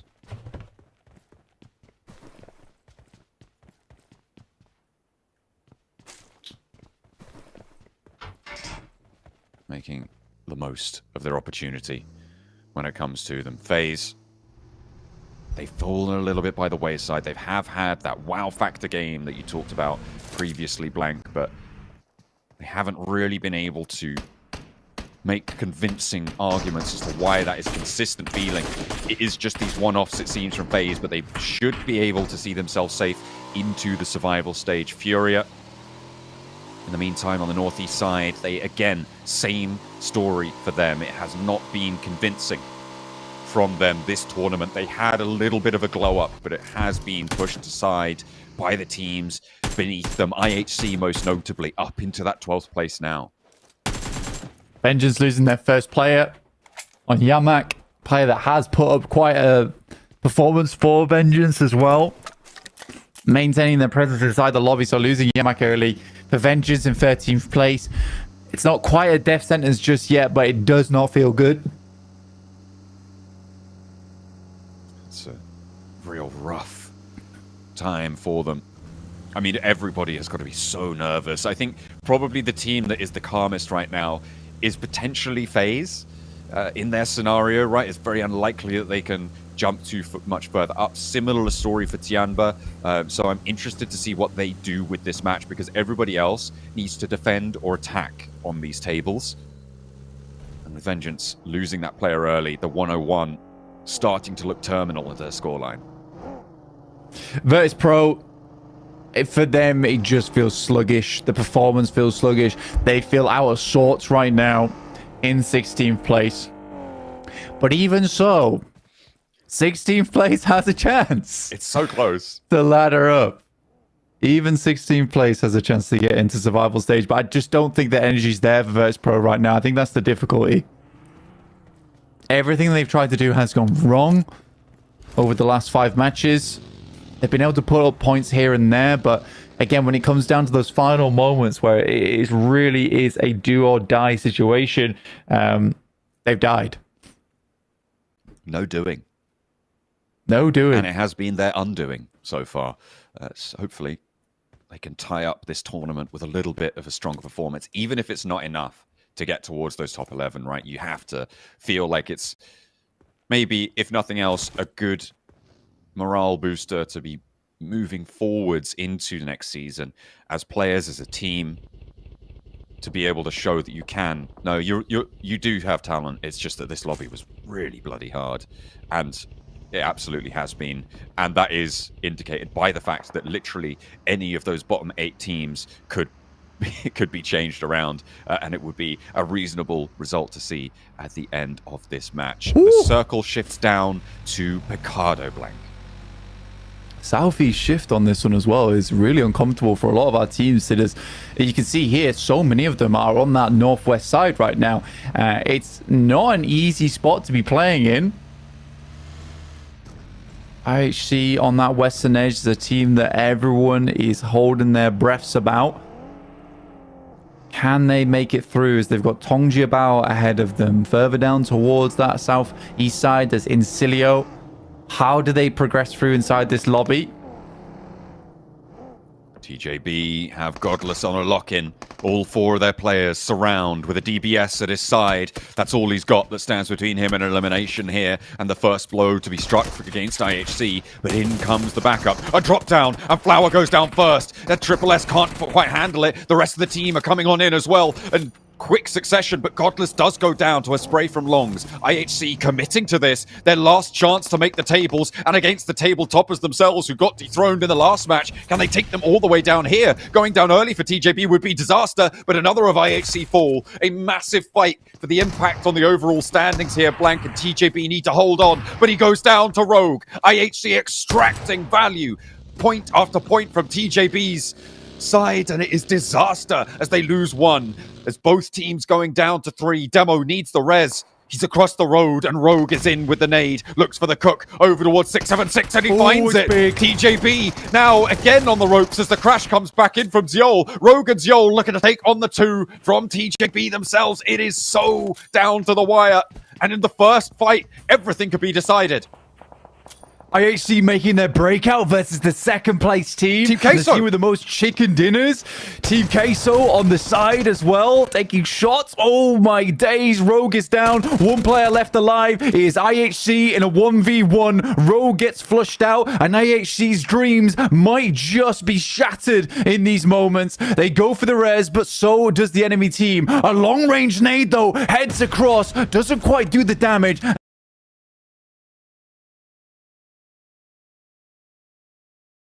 JB is still alive here, but IHC right on the brink. Getso Roy down a player. Every point matters though, Blank. Both teams come away losing 2, but gaining 2 points. That is huge. TJB are back in first for now, and Na'Vi need to make a bid back for it. If TJB fall here, if they get cut out now, it is a big opportunity for multiple teams to get past them here. And that could be a massive upset given the lead that they had coming into today, the strength that they showed at the start of the day as well. It would be a big change. But on that southwest side, they're going to be left alone for a moment longer. Tongjiabao feeling like a king on an island towards the second half of this group.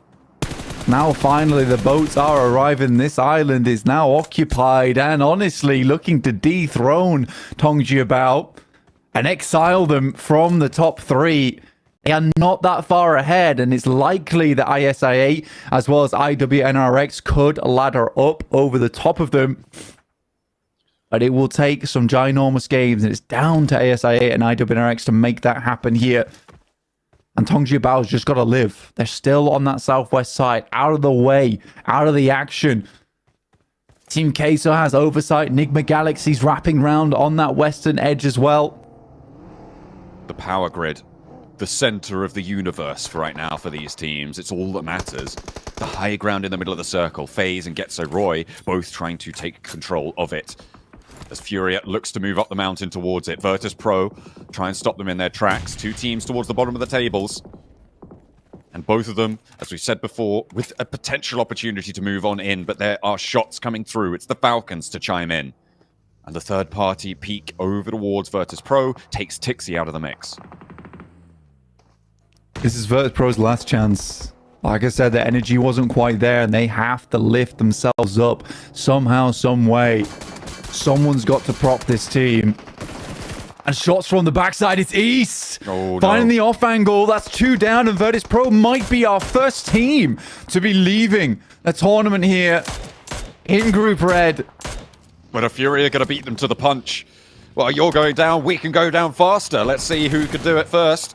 As the Falcons may be the main beneficiary of this strategy coming on through. Look at where they are on the tables, Blank. Falcons on 154. They are 12 points behind the bubble. Picking up 4, 5, 6 points off this engagement would be huge for the Falcons and their chances into this one.